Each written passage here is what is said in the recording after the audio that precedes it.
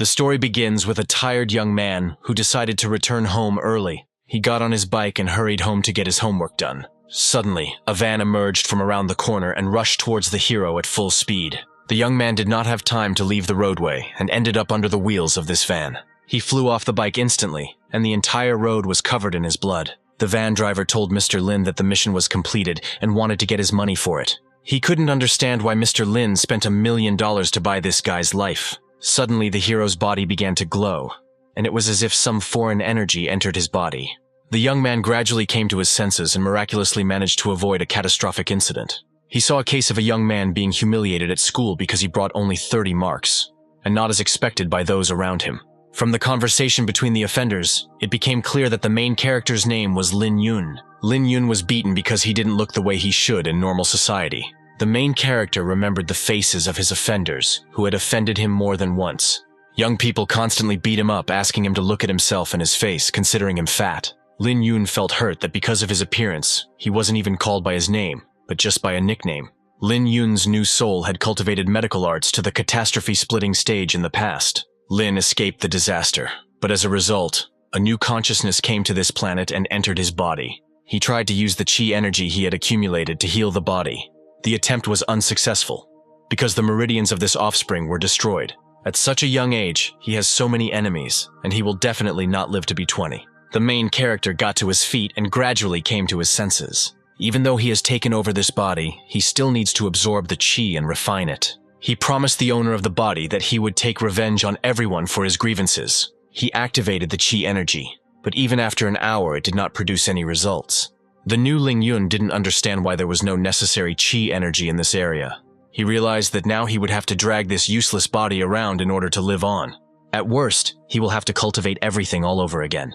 Ling Yun was a figure that no one dared to mess with in the almighty cultivation world. He perceives the current circumstances as a trifle that cannot stop him. Lin walked some distance and looked at the reflection in the river to see his body for the first time. He decided to take the opportunity to take a bath to wash the blood and dirt off his body. Suddenly, he heard the sound of a car that parked near the beach. A beautiful girl got out of the car, clearly frightened by something. She carelessly stumbled on the shore and flew into the water. Lin Yun managed to grab her hand before the girl sank to the bottom. He pulled the victim out of the water and pressed her to his chest.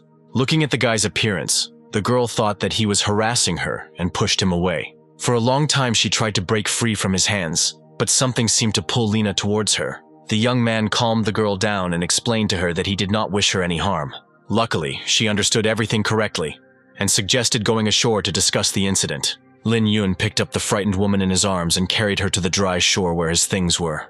He himself decided to stay in the water so that the girl would not be frightened again by his presence and appearance. He made her put on his dry clothes because she might catch a cold from her damp clothes. The heroine was grateful to her savior. She became embarrassed and decided to ask his name.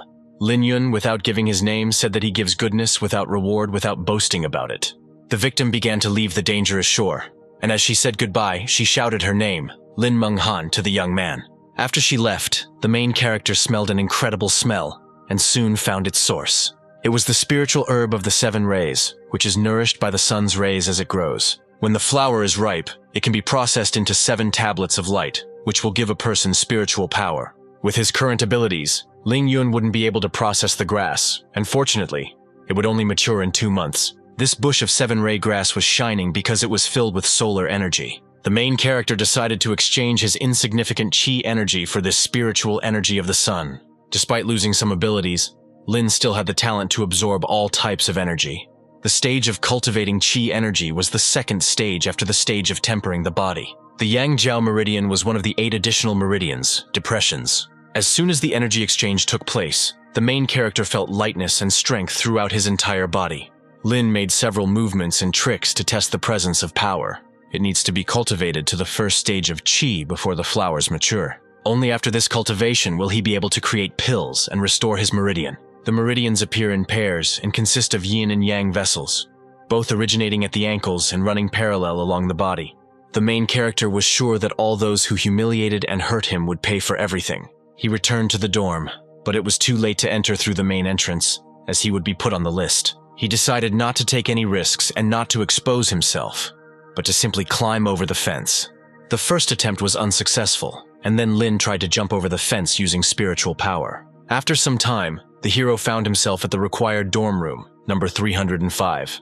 He turned the door handle, but it was locked, so Lin Yun began to knock loudly. There were some young men sitting inside the room, and they forbade the guy closest to the door from opening it. This young man's name was Cha-Han Lin, and he was an ordinary resident of this dormitory, this room. The head of the room, Wei Tangan, promised Cha-Han that he would beat him every day, just like Lin Yun, if he opened the door. Yuanlong and Jimeng found out that Cha-Han beats Lin Yun because he is not afraid of him, and does not look at him. Cha-Han wants to make Lin suffer for daring to court his goddess. When threatening shouts were heard from the room, Lin stopped knocking.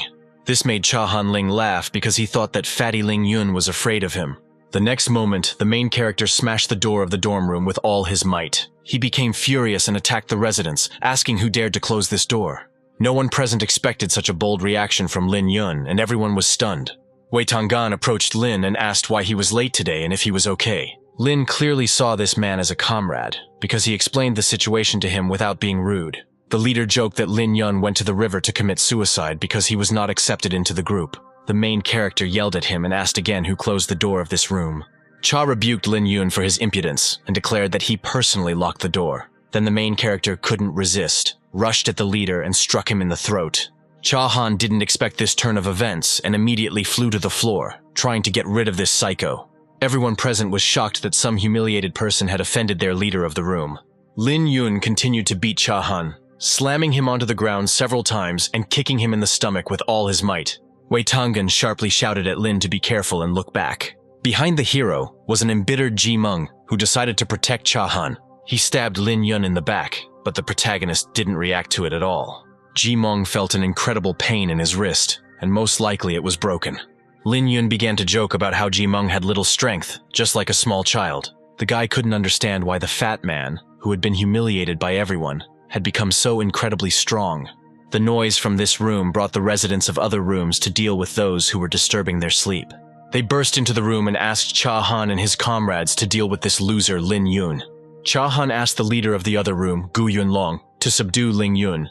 Otherwise everyone in this room would be weaklings. The main character reminded them how they had been torturing him for 2 years, and he had endured it. And now they had closed the door so that he could not enter. He realized that if he didn't fight them back, things would get even worse. And all the guys who came in supported him. The guests decided to leave Lin and Cha-Han's squabbles behind and went to look for earplugs so they could sleep peacefully. Lin Yun realized that they were just cowards who would never fight back against him. The hero settles scores with Cha-Han and continues to beat him, and he has already started to turn blue from the constriction of his throat. Cha-Han suggested that Lin forget everything bad and admitted his guilt for 2 years of beatings. Lin decided to calm down and not beat Cha-Han anymore this time, but promised that next time it would be worse. Cha recognized with fear in Lina, a great man who did not need to be contradicted in any situation. Lin promised that everything would remain in the past if, living under the same roof, they did not irritate him. If someone living betrays him, then he will also betray that person, and then life will be bad for everyone. This applied to everyone, including those who did not even intervene in the showdown and lay without a single rustle. Jimeng apologized to Lin and said that he was simply not in his right mind at the time of the attack. The main character was happy and calm that none of these cowards would touch him again. Now he can take the next step with peace of mind and take care of himself. Tomorrow, Lin Yun will say goodbye to his fat body and change forever. When Lin went to take a shower, all the residents decided to stop messing around and become friends with Lin. The next day, the whole school was discussing what had happened yesterday in room 305. Almost everyone didn't believe this nonsense that the fat guy stopped being a loser and beat up one of the coolest guys. There were also rumors that Ling Yun had chased Chao Shan last night and was later caught naked. The young men, hearing this, were angry that Lin was bullying their dream girl. A girl approached them and reprimanded them for discussing ridiculous rumors. It was Chao Shanshan herself, who is the most popular girl in the school. She returned to her friend, and she began to ask her if Lin had really been with her last night. Shan explained that she hadn't even seen the loser last night, and there was no need to believe the gossip. She revealed that the entire school believed the rumors to be true, and Shan immediately became angry. She wanted to find Lin Yun as soon as possible, and take revenge on him for all the rumors about him harassing her. She realized that if she went to look for Lin, the rumors would only be confirmed, and then there would be no point in proving anything. Shan decided to communicate coldly with him, because in that case, even a fool would understand that they had nothing. Sean explained to her that the only one spreading rumors could be Ling Yun in order to attract the beauty's attention. The girls decided to fight back against this loser who has no right to think about the best girl in school. After one lesson, the students noticed that this fat man was running around the stadium with a bag of sand. The run was not easy for the hero because of his weak body, which does not allow him to cultivate. The girls thought that Lin wanted to lose weight in order to lose weight and become more attractive to girls. The main character moved almost on foot, and it seemed that this training would not bring him any benefit. His sister, who was irritated by jokes about his physical fitness, also noticed his exercise habits. Another beauty from the Jwangmeika school, and Sam Jun, who was the son of one of the richest families, approached her. Min Lingu reprimanded them and stood up for Lin, saying that he was not a fat pig. These young people never suspected that Lin Yun was this girl's brother. The young man always liked Min Ling, even though he was paired with one of the most beautiful girls in the school. Min promised Zhuang that she would not forgive her if she said anything bad about her brother again.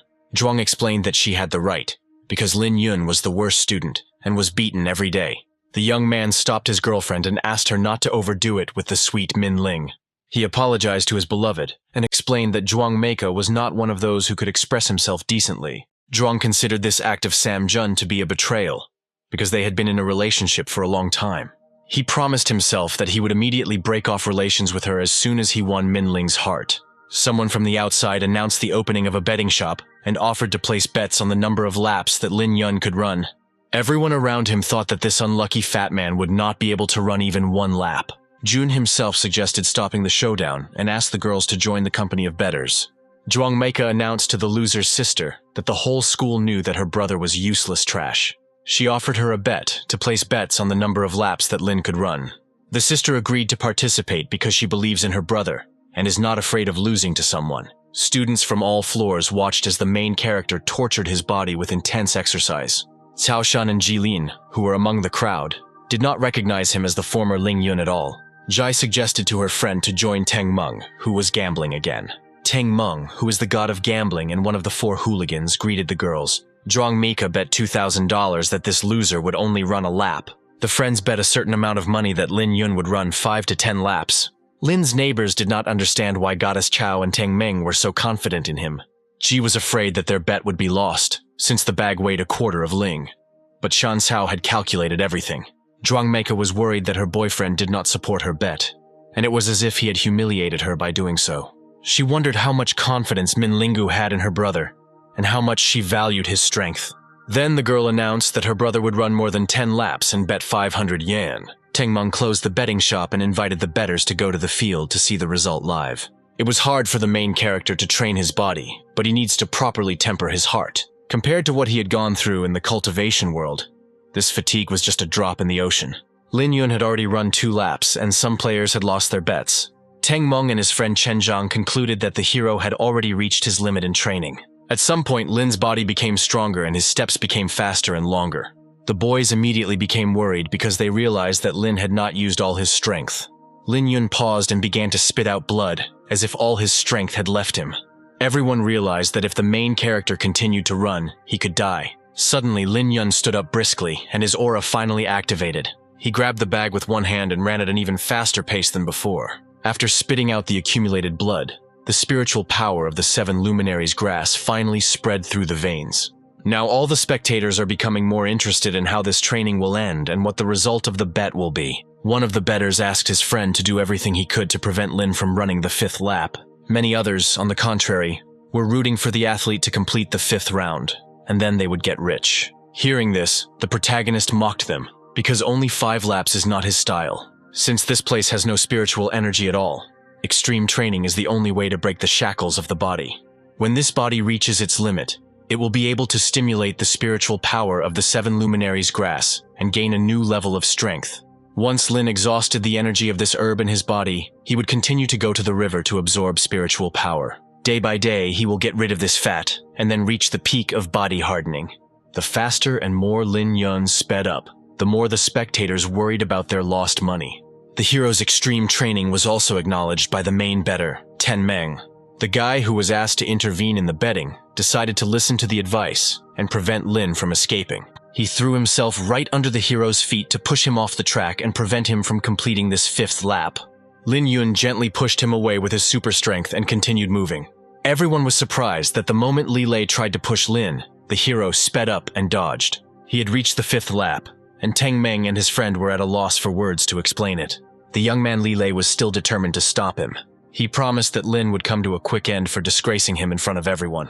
Teng Meng didn't like that guy meddling in the betting and not giving him any credit. He was angry and ready to stop this madness and beat the guts out of this guy. His friend asked Ten not to get involved with him since he was a serious person, but he didn't care. The gambling king intervened in the events and shouted at Lin to be careful. Hearing this warning, the protagonist concentrated his forces to fight off his pursuer. He dropped the sandbag and hit the guy in the stomach and several times in the head. Lilei lost consciousness from the blows he received and fell to the ground, while Ling Yun continued moving. Everyone present supported Lin's actions and stood on his side because that guy deserved it. Teng Meng was completely blue due to Lin's speed, and he wouldn't be surprised by anything, no matter what happened next. Soon, Lin Yun ran 11 laps and stopped, allowing his sister to be the only one to win the bet. Zhuang Meike was completely furious that one of the school's biggest losers was able to show results. The other girls immediately realized that Lin simply wanted to push his body beyond its limits, and that he succeeded. Even those who once bullied Lin were proud of him and wanted to be his #1 fans. Lin Yun was proud of the fact that he was able to improve his social standing with just one run. He lay down on the ground to rest, and his sister Min Lingu immediately came running to him. She noticed blood on her brother's t-shirt and immediately became worried about him. Lin Yun looked at his sister and realized that she had an innate spiritual body, which was a rare phenomenon in the cultivation world. The speed of improvement of such people is 100 times faster than that of others. The young man envied his sister in a good-natured way, because he had to train hard to achieve results, while Min was already born with a strong aura. Min Ling's mother picked up Lin at the entrance to the temple as a baby and brought him into the house. The girl always knew from childhood that she and her brother were not blood relatives.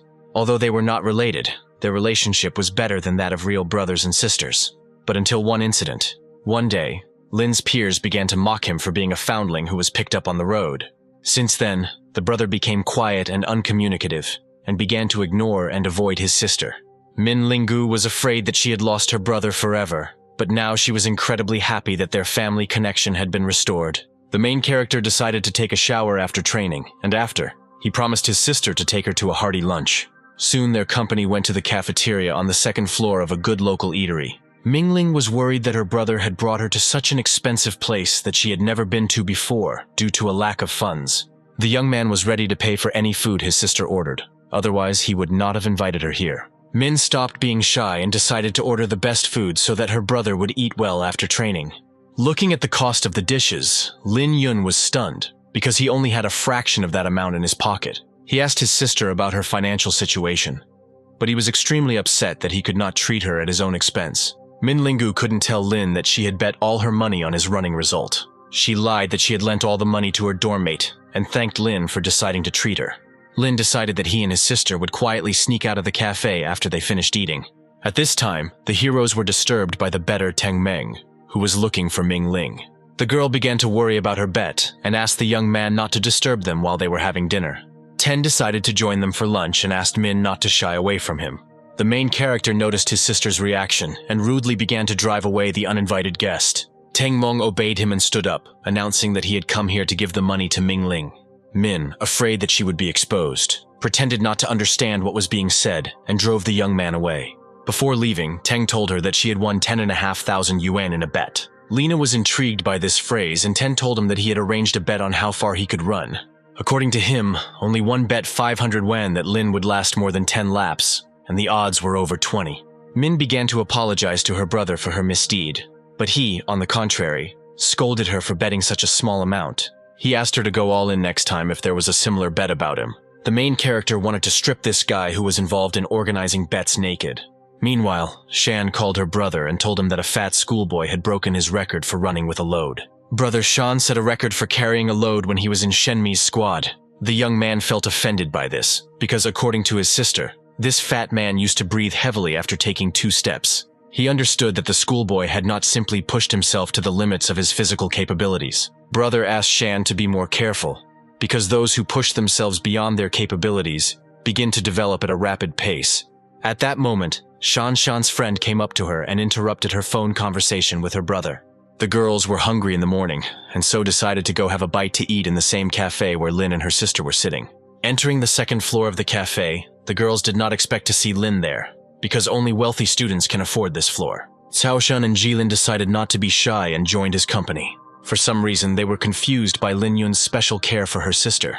Cao Shan decided to give Teng the 1,000 yuan she lost in today's bet. The main character decided to take them for himself, because they are owed to him because the bet was about him. When Teng Ming began to protest, Lin agreed to return the money if he ran 11 laps with a bag on his back. Here Ji noticed that since the beginning of their shared dinner, Lin had not once looked at Cao Shan, who was clearly waiting for his gaze. The beautiful Shan couldn't stand it any longer and yelled at Lin for pretending that she wasn't there. Lin Yun's new consciousness didn't know this girl yet, and the hero assumed that she came with Teng Meng. Teng told Lin that this was his classmate Cao Shan, who was the most beautiful girl in the school. Cao ruffled her feathers and made an evening appointment with Lin for tomorrow so that he would regret forgetting her. The angry girls decided to leave the company and both left the cafe. Lin promised his sister that he would not go to any meeting tomorrow evening, and now he suggested that they finish eating and go to class. Teng Meng was surprised that Lin was going to visit the class for the first time in a long time and catch up on the program. On the way from the cafe, Shan expressed her resentment to her friend that Lena was not interested in sitting with her in the same company. And then Ji realized that her friend was too fixated on this Lin Yun and was making plans for the future with him. Cao Shan began to justify herself and said that she hated Lin more than anything in the world. It was clear from her behavior that she was lying and that she was harboring tender feelings for him in her soul. After lunch, the first lesson was history, and the students were excited to see Lin there. When Lin first opened a history textbook, he saw things that were interesting to him. The history teacher entered the classroom and was surprised by the presence of the main character in the lesson. All the students immediately stood up to greet the teacher, but Lin did not do so as he was absorbed in his thoughts. He read in a textbook that in the ancient period before the Qin dynasty, there were hundreds of schools of thought, such as Taoism. The Tao gives birth to one gives birth to two, from 3 living beings are born, and the Tao, followed by heaven, follows nature. Ling Yun wants to carefully study this book, which describes the method of spiritual practice, the scriptures for cultivation. The problem was that the density of spiritual energy in this place was so low that such sacred scriptures were useless. The hero knows that real cultivators may be hiding among ordinary mortals. Ling Yun had been standing out too much lately, and might once again become a target for those people who had destroyed his meridians. Fearing that there were skilled cultivators hiding in this humble world, Ling Yun made the decision to speed up his training. At this point, the teacher picked up Lin Yun and asked him to leave the classroom because he was disrupting the lessons before an important exam. The students were angry with Lin and took the opportunity to insult him and agree with the teacher, who had hated Lin for a long time. The main character apologized to the teacher, explaining that he simply got carried away reading and did not keep up with the general rhythm. The man began to interrogate Lin and asked him what he could remember from what he had just read. Lin said that he had memorized everything from the ancient period of the pre-Qin era to hundreds of schools of thought. The teacher asked Lin to retell everything from beginning to end, expecting him to make the first mistake. The main character was afraid that he would not have enough time in 2 lessons to retell the whole story. The teacher suggested that Lin start now and continue the story after lunch when there would be 2 history lessons. To eliminate any hints, he asked the student to stand near the board, explaining that this would allow for better hearing. Cao Xian decided to stand up for her lover, but Ji immediately pulled her hand away. Ji was finally convinced that her friend was head over heels in love with Lin Yun. Shan explained that she was going to stop this situation as the class president, so as not to waste precious class time on the boring Lin. She reassured her, because her 6th sense told her that Lin would be able to get out of this somehow. After 4 hours of non-stop storytelling, Lin had correctly reached Chapter 6. There was absolute silence in the classroom, and all the students sat with their mouths open, listening to his story. The lesson ended, and the teacher publicly admitted that Lin had the best elementary memory. He announced that the next lesson would be self-study, and asked Lin to go with him to the teacher's office. He left Cao Shan in charge, and only then did Lin notice that she was actually in his class. During recess, all the students discussed Lin, who retold the history book word for word. Only Lin's deskmate knew that the young man had started reading this book before class. In private, the teacher handed Lin important materials to help him prepare for the upcoming exam. Having recognized the student's talent, the teacher promised that he would never insult or abandon him again. Lin will only need 1 night to deal with this amount of information. Teacher Un was upset that Lin's talent was revealed before the end of his training, and not at the very beginning. When the hero returned to class, all the students were discussing their plans for the rest of the day. Lin will spend the entire evening studying the materials given to him by his history teacher Un. His deskmate expressed admiration for him and asked why teacher Un had called him. The main character talked about the praise, and how the teacher was now interested in Lin passing the exam with the highest score. During the next few lessons, the teachers didn't bother Lin at all, but he noticed that from time to time, someone would glance at him. The students expected to see the same thing from Lin as they had seen in history class, but their wishes were not destined to come true. After classes, Lin was invited to the dormitory, but he refused, choosing to study the subjects on his own. History helps him understand how the world developed, and geography helps him understand the structure of the world, natural features, and people. From these disciplines, the protagonist learned that Yin warriors were used to cultivate the Tao of longevity. Now he is 100% sure that there must be cultivators in this world. When the time comes, Ling Yun will explore the described places himself and find something useful for himself. In the past, he could visit these places in an instant, but now his body has not reached the necessary hardening to somehow protect itself. Ji and Chao Shan also stayed in the classroom and discussed Lin, who hadn't missed a single lesson today. The girls didn't understand what had happened to him, and Zai decided to ask Lin himself. She approached the hero and offered to invite her to dinner that evening. But Lin found it strange. Zai explained that she could help him with his history homework at any time, and for that he should thank her with dinner. When the hero agreed to such a service, Ji decided to take Shan with her, but Ling was against it. The young man explained that he only agreed to have dinner with the two of them because he didn't like Chao Shan's nasty character. Ji felt offended for her friend, for whose sake she had arranged this evening meeting. She decided to get out of it and turned her gaze to Lin's textbook, which depicted interesting places in the world. She told Lin that Shan had been to these places before and could tell him more about them. Not noticing the trap, the protagonist happily agreed to take Chao Shan to dinner at the restaurant opposite the school. At this time, Shan was going crazy with jealousy, but her pride did not allow her to join Ji and Ling's conversation. Jai stepped aside to call the restaurant and reserve a private room. Suddenly, she crashed into a huge young man who abruptly blocked her path. He overheard Ji's conversation and told her that he wouldn't mind going to dinner with Shan Cao. Upon seeing Jufa, Shan became furious and began to chase him out of her classroom. Guo Jufa was the biggest bully among the 4 bullies in this school. All the students were afraid of him because no one would be able to save them if they became his living target. This dangerous guy's father is the head of a real estate company. Guo Jiufa is acting out in school and no one dares to discipline him in any way. He looked around the class and his gaze immediately fell on Lin, who was sitting modestly at the back of the class. Shan realized that Jufa had been targeting Lin from the very beginning, and she wanted to help her lover with all her might. Jufa reassured her and promised that he would definitely go with her to the reserved restaurant as soon as he finished his business here. He addressed Lin as if he were a pig and asked him how he had managed to distinguish himself in history today. The main character asked the bully for the right to ask him a few immodest questions. The first question was how many times Jufa had beaten Lin in the past 3 years, and how much money he had taken from him. The young man didn't even remember how many times he had beaten Lin Yun in front of everyone. Jufa would always take it upon himself to beat him up whenever he or his friends got the itch to punch. As for money, he robbed Lin a couple of times for only 3,000 or 4,000 yuan because he was a real beggar. Today he heard that Lin's sister had won the bet, and also that Lin had pocketed Shan's lost money. He asked the hero to give him all the money nicely, otherwise he would take it by force when he could no longer move. Here, Cao Shan stood up for her classmate and began to drive away Jufa, who was no different from a robber. Lin didn't pay attention to this and continued talking to the young man, asking how much money he had with him now. Jufa explained that there was no difference in the amount, since he would take Lin's money anyway. The protagonist laughed and said that he was afraid that Jufe would not have enough money to pay for his medical expenses. At that moment, Lin swung and dealt the bully a powerful blow to the face. From the unexpected blow, Jufa flew into the far wall of the classroom and began to bleed. After several blows, he finally got to his feet, and his companion watched what was happening. Jufa called out to him for help, but he, trembling, could only shout a few insults at Lin. Jufa was angry that his friend was not helping him, but was provoking Lin even more. When the young man dared to come up and help, he and Jufa were immediately thrown out into the corridor and beaten. After a couple more blows, Lin forbade Jufi from being called the campus bully. In his opinion, even Wei Tangan from the dormitory was much better in behavior and moral qualities than Guo Jufa.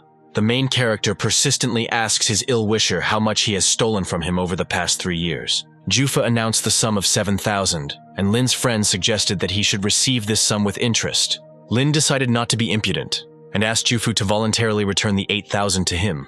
Jufa, his whole body trembling, took out money from his pocket and handed 10,000 to Lin.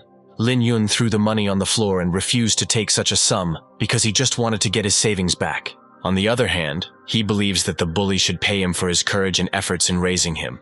Jiufa collected all his money again and handed it to Lin, with interest for his upbringing. The main character decided not to be so insignificant and agreed to take exactly half the amount.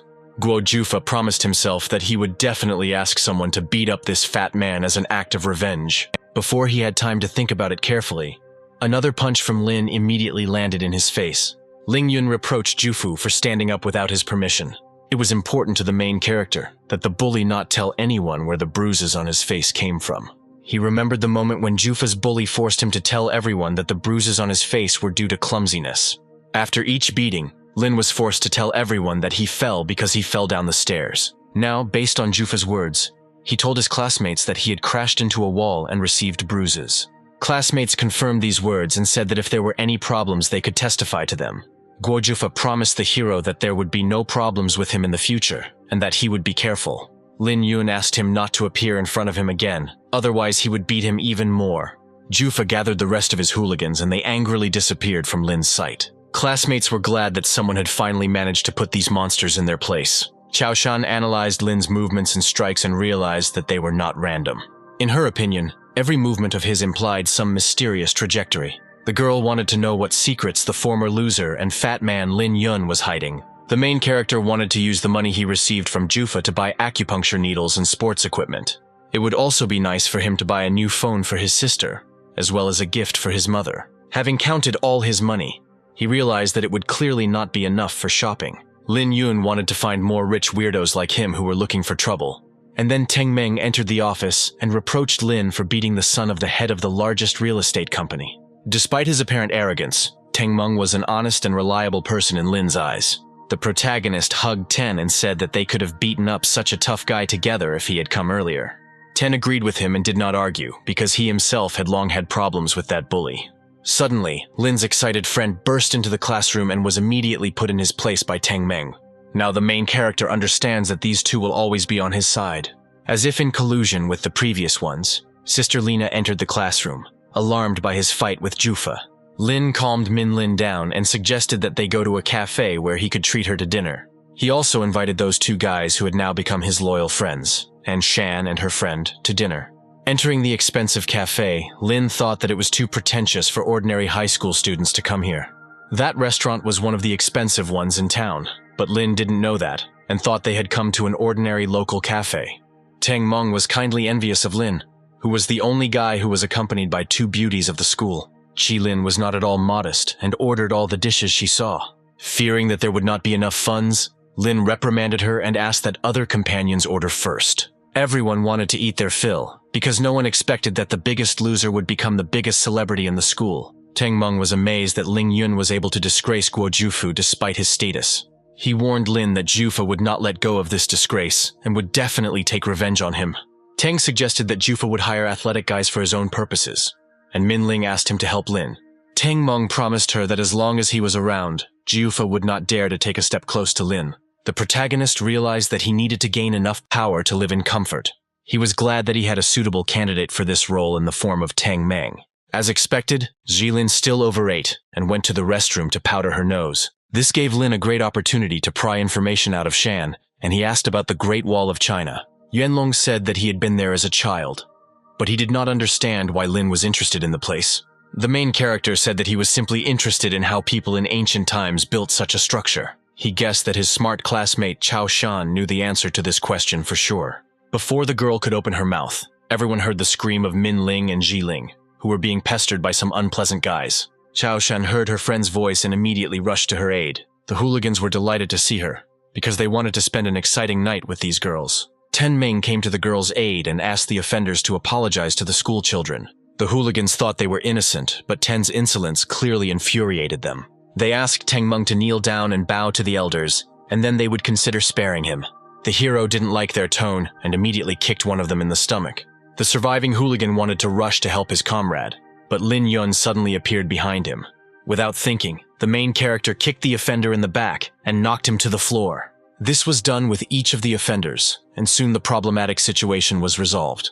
Lin Yun rebuked these young people for bringing shame on the name of their university. Having heard the speech about the university, another group of students approached the main character. This time, Xiao Shan wanted to take part in the showdown with the hooligans who were taking on too much. Lin Yun abruptly stopped her and told her to go to the other girls to keep them safe. He also asked his friends to stay behind him so as not to suffer at the hands of these hooligans. The boys believed that Lin couldn't handle 7 students on his own, no matter how well he fought. One of the students grabbed the bottle and promised Lin that no one in his company would leave unharmed. As he made a powerful lunge forward, the protagonist carefully stepped aside, and the blow missed. The bully dealt 10 more blows to Lin, but the hero skillfully dodged them. In the final blow, Lin Yun carefully maneuvered and ended up behind the student, gaining the upper hand over the situation. Soon Lin hit him several times, twisted his arm and pressed his head to the floor. When the student asked for mercy, the protagonist grabbed the bottle and began to threaten the others. All the remaining hooligans fell to their knees and began to apologize to Lin Yun. The main character did not accept the apology and forced the young men to ask for forgiveness from the girls. The head of the student group intervened in the situation and wanted to sort things out peacefully. Lin suggested that they pay compensation, but the leader believed that his guys had suffered more. The protagonist believed that they had to pay because they had scared the girls and ruined their evening. He agreed that the students would simply pay the bill for their table and compensate the beauties for the damage. He put the neck of the bottle to the headman and promised that if he did not pay, the fight would continue. Fearing reprisals, the headman agreed to Lin's terms and promised to pay the required amount. At that moment, even Jilin saw a hero in Lin and fell in love with him for a moment. When the elder handed over the money, the hero taught him not to mess with people you can't joke with. If the heroes were in the cultivation realm, there would already be several corpses lying here. After the restaurant, Ji told Lin that this dinner didn't count since he didn't spend a penny. She was ready to forget about the promised dinner if Lin promised her one thing. Cheesy reminded the hero that he is currently training hard to lose weight and get back into shape. After collecting her thoughts, she proposed to Lin Yun to become her boyfriend after losing weight. This act shocked everyone, but not Xiao Shan, because the girl clearly did not like it. The protagonist tried to avoid answering, but Ji insisted that he had to promise her this right now. Shan intervened in the conversation, asking her friend to keep her company so that she could immediately return to school for independent study. Finally, the enamored Ji promised Lin that next time she would not let him go so easily without an answer. After her friends left, Min Ling asked her brother why he didn't return to school with everyone else, and the hero replied that he had important things to do. Teng Mong decided to keep Lin company since nothing would happen to him that evening. Sister Lin was worried that her brother had started skipping classes again, since he had only recently said that he would start studying hard. She can't shake the feeling that her brother will only get better and better in the future. That evening, during independent study, Min was worried that her brother had not yet returned to school. Suddenly, one of the students ran into the classroom and said that her brother and Teng Meng had come to see Min. Min threw herself into the arms of her brother, who entered the classroom with new things. Lin handed his sister a bag of new things, which included a new phone, headphones, and a camera. The other students didn't understand where Lin got the money to buy the most fashionable things, because their family was poor. Everyone immediately realized that Lin Yun had indeed taken a large sum of money from Jun. Zhuang Meika, who wanted exactly the same things for herself, intervened in the conversation between Lin and her sister. She reproached Lin for being from a family too poor to buy all this for himself, and then Teng Meng wanted to teach her a lesson. He wanted to hit the girl, but the main character quickly stopped him. Lin Yun was angry at her, because he immediately realized that this was the girl who was getting in his sister's way. A modest guy stood up for the girl and introduced himself as Ji Jun. Minling asked her brother not to waste his energy on such stupid people. Then the main character warned everyone present that none of them should try to bully his sister. According to him, if someone offends Minling, then he will make that person pay for everything. Lin's classmates concluded that the fat man was no longer a weakling and had enough strength to fight. Teng Meng wanted to beat Jun up personally, but the protagonist told him that he was unable to do so. Teng Meng didn't agree with his words, so Ling Yun gave him some compelling arguments. When Lin pointed his finger at Jun a few minutes ago, Jun not only tried to dodge, but was also ready to attack. According to Lin, Jun is definitely a skilled warrior and his strength is not small. Lin Yun asked Teng Meng to go home as he wanted to do some training. Before this, the main character had never met a worthy opponent, so he was not particularly motivated to train hard. Now Lin Yun became much more interested and went to the beach to see the energy flower. The 50 Stars secret technique at the initial level allows one to absorb the essence of heaven and earth to strengthen one's body. If you practice it to the extreme, you can feel yourself on par with heaven and earth. Eventually, Ling Yun will be able to use all the power of the sun, moon, and stars to his advantage. The protagonist forgot that the meridians in this body have not yet been fully restored, but he believed that such a small problem could not cause him any difficulty. In his hands are not only powerful techniques, the energy of stars and planets, but also all the time of this world. Lin Yun assumed a meditative posture and gradually absorbed the energy of the sunflower. The absorption speed has become significantly faster, and the body can accommodate twice as much spiritual power as before. Lin finally managed to reach the first level of body tempering through hard training. Although he hadn't broken through to the second level as he had hoped, he was still quite content with his current strength. The action then moves to the capital of China, Beijing, where the person who ordered the fat man's murder is having fun.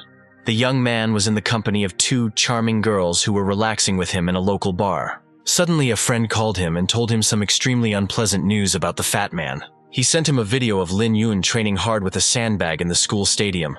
This news made the guy lose his temper, and he threw the girls away from him with all his might. He called the killer, whose name was Chung Seng, who had previously reported the fat man's death to him. Chung couldn't believe that the guy was still alive and well. He personally saw how the fat man got under the wheels of a truck and showed no signs of life. The customer paid 20 million for the fat man's death, and now believes that he was simply deceived. Chen suggested that the deceased was saved by Sai Bian, who was a famous Chinese medicine doctor. The customer believed that it was definitely not Sai, but the fat man was saved by someone who was definitely not an ordinary person. Chung Seng guessed that the ridiculous fat man was saved by those same strong people. The Lin and Chen families are at the absolute top of the pyramid in this country. Therefore, they know much more than ordinary people. For example, that there are cultivators in this world. Some of them belong to ancient Chinese families who study martial arts and hide in the city, and some belong to sects in the mountains. Chen thought it was the end for them since they had gotten involved with these big bad guys. The customer thought that he was not interested in the fat pig and decided to figure it out himself. After the telephone conversation, he was beside himself because he had previously thought that the fat man was no longer there. He remembered his father telling him that as the eldest grandson of the Lin family, he would not necessarily be the head of the family. Lin Hao was upset that his three nephews, including this young man, were fighting among themselves for power. The family's grandson offered his uncle an adventure, and he agreed, because this guy is the only one who doesn't forget about him from time to time. They spied and saw how the head of the family beat his son because he was secretly raising an illegitimate child. The beaten young man admitted that he had not raised him, but had simply abandoned him in the wilderness as soon as he was born. His grandfather told him to go find Lin Yun and bring him back, as his grandson should not grow up somewhere on the streets. This story was related to the person who ordered the murder, because he was a relative of Lin Yun. The customer called his assistants and ordered them to send an assassin to the middle school to kill a man named Lin Yun. He also asked to deliver his body, because this time he wants to personally verify his death. The main character was proud that he possessed the technique of flying needles.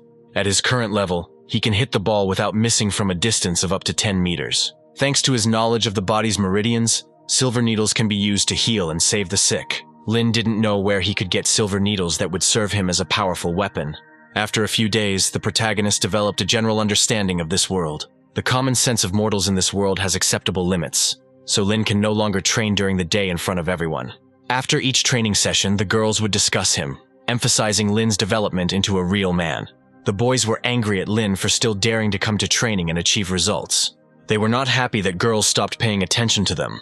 One of them decided to deal with Lin and give him a good slap in the face for it. Just as he swung, Ling Yun only tensed one arm and blocked the attack. He hit the attacker with all his might, and he felt incredible pain on his face. Lin Yun promised him that from that day on, he could personally provide any student with a slap in the face. He grabbed the guy by the face, and the guy, trembling, asked him what he was going to do. The protagonist asked him not to come too close to him in the future, and gave him a few blows. He knocked him to the ground, and the attacker promised that he would definitely take revenge on him. Lin didn't like these words, and he threw the guy over his body. The hero promised everyone that he would not touch anyone until the moment when someone decided to offend him. One of the students was watching the events and was interested in Lin Yun and his techniques. Returning home last night, the main character saw a pharmacy and decided to buy silver needles there. Then the same girl who had previously watched his training called him. This heroine attracted Lin Yun with her beautiful figure, and he decided to talk to her. Her name was Xu Mei Ning, and she was curious about where Ling Yun was heading. The hero said that he was going to buy something useful, and the girl decided to go with him. When Xu began to pester Lin, he finally admitted that he was going for the silver needles. He said that he needed them to inject the body so that it would not hurt. and sometimes on the contrary, so that it would hurt. The girl said that their family not only had silver needles, but also a lot of gold ones, so Lin could go with her and buy them for himself. The main character was wary of her, and first asked why she had approached him. She said that her grandfather accidentally saw Lin running with a bag on his back, and was interested to meet him. Grandpa Shu is a Chinese medicine doctor, and the number of different needles he uses after treating patients continues to accumulate. If the main character pleases him, he will be able to buy any number of needles for himself. Lin Yun still agreed to the proposal, and went with the girl to the Shu family. Shu pestered Lin the whole way and did not react to his refusal. She explained her actions by saying that she was afraid that Lin would run away from her and not make it to her house. At the last moment, she climbed onto his lap and pretended to simply look at the scenery through the window. Soon their car arrived at the cottage area near the Shu family's house. Zhu Mengning turned out to be not so simple, because she forced Ling Yun to pay for the taxi. On the territory of the cottage, Lin felt incredible spiritual energy and the smell of precious medicinal herbs. Now, he himself became interested in meeting the grandfather of this beautiful girl. Grandfather Shu met his granddaughter, who arrived with a long-awaited guest. He sent her to make tea, and he decided to talk to Lin Yun and get to know him better. First, he asked if the spoiled Xu Mengning had caused him any inconvenience. The main character told about all her actions, and this confused the old man. Lin Yun scanned Uncle Shu's body and found that there was something wrong with his lungs. In addition, the hero heard a strange cough from the old man and decided to inquire about his health. The old man admitted that he had an old problem with his lungs, but it did not interfere with his life. In fact, he really wanted to see Lin Yun in person after seeing the video of him training hard. Then, on the video, he saw Lin Yun spit out blood from his mouth and fly through the second half of the circle with ease. The uncle wanted to feel the protagonist's pulse because he was interested in his physical condition. He was at a loss after realizing that Lin's vitality was much greater than that of an ordinary person, and that the pulse in the yang energy meridians was too weak. Lin Yun found this shocking, because the old man had learned so much information just by touching him once. Then the old man began to ask the hero about his daily routine, food, and possible meeting with some special people. After Lin's stupid answers, Uncle Shu guessed that it was because of the blood he spat out. But it couldn't possibly have such a quick effect. Lin Yun couldn't admit that he had absorbed the immortal qi and purified the bone marrow, because his uncle and his granddaughter would be scared to death. Xu Mengning came out to the heroes, suddenly interested in Ling Yun's body. Grandfather admitted that Lin's physique was several times stronger than that of an ordinary person, and the recipe he prepared would be useless. The girl confessed to Lin that her grandfather had specially prepared a recipe for him that restores the body. Old man Shu said that he had a very important duty, which was to treat and save sick people. Mengning said how many people around the world begged her grandfather to treat them. Lin didn't expect that this old man had such a kind heart, and decided to help him in return. He admitted that he came today to ask the old man for something. Grandpa Shu said that he had nothing but things related to Chinese medicine. The granddaughter couldn't stand it, and told her grandfather that the guest needed silver needles. Lin Yun described in detail what kind of needles he was interested in, and asked to lend him about 9 of them. The old man became alarmed because he realized that Ling Yun was speaking the canon of the mysterious essence of the 9 types of needles, which is a work of Chinese medicine. Meng Ning was dumbfounded and asked the guest to watch his words carefully, because perhaps he didn't understand what he was talking about. Grandpa couldn't believe that he met a person who owned this canon, which is the most advanced needle technique. There are 9 unbridled organs in the human body, which are the 9 main spiritual centers in the body. Canon is a method of inserting needles into these 9 points, with the help of which a person returns to life even after the most serious injuries. This method was lost long ago, and no one has ever seen it in real life. Previously, the protagonist thought that the canon of 9 types of needles was the most common needle technique. Both the grandfather and his granddaughter knew that the canon could only be used with the help of innate true qi energy. They didn't understand how an 18-year-old disciple could have such a level of cultivation. Mengning pounced on the guest and accused him of lying. She called him a fraud who decided to play a joke on the body of her beloved grandfather. Grandfather Shu stood up for the long-awaited guest and asked his granddaughter to let him go. The girl decided to give Lin Yun a chance if he could tell her what was wrong with her grandfather in one go. With just one glance, Lin Yun told him that Grandpa had problems with his lungs, but the root of the problem was in his heart. From the tone of Shu's tongue, the hero knew that the problem was the result of an overly strong heart fire. When the heart fire is too strong, it begins to harm the energy meridians in the lungs, leading to their deficiency and constant coughing. Lin believed that the reason his grandfather's heart fire was so strong was because the old man was taking too many tonics. Uncle Shu finally believed Lin Yun and asked him to prepare to insert needles into his body. When the granddaughter wanted to know the truth about her grandfather's use of so many strengthening herbs, Lin asked Shu to tell everything himself. The grandfather allowed the guest to tell his granddaughter that the reason for consuming so many herbs was that there was a living creature living in his body. Meng Ning was at a loss as to how this could be possible. Grandpa Shu confessed that the living creature inside him was a poisonous parasite. 40 years ago, when he went to the Miao territory in search of the supreme path of healing, he saved a girl from that tribe.